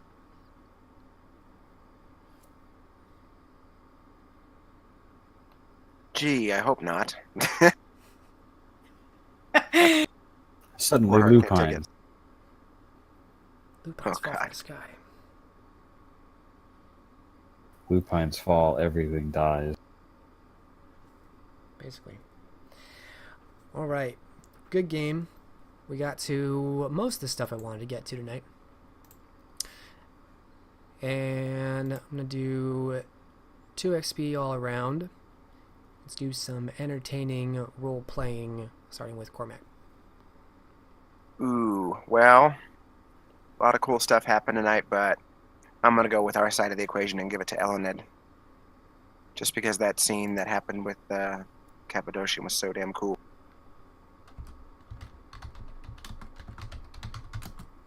Very cool. Meeting necromancers. Elined, how about you? What were you entertained by? You know what? I'm gonna give it to Robert this time around for showing his prowess in the court, as well as the more entertaining bit at the end there. Yeah, that was fun. When Robert got propositioned by a princess. Yes.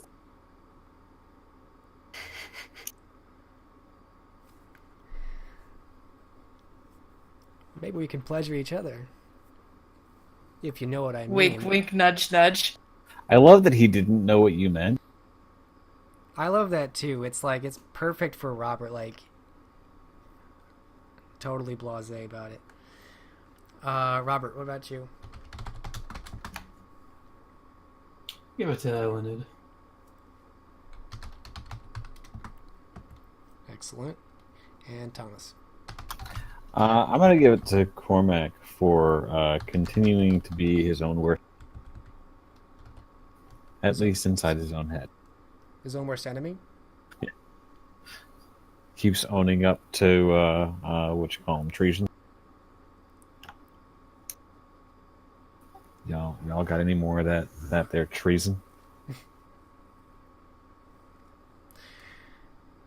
Cool. Good game. I'm very pleased with the role playing tonight. Looking forward to next game. And yeah, if anybody has any questions, let me know. Otherwise, I'll talk to you guys throughout the week. Toodle. Cool. Have a good night. Good night.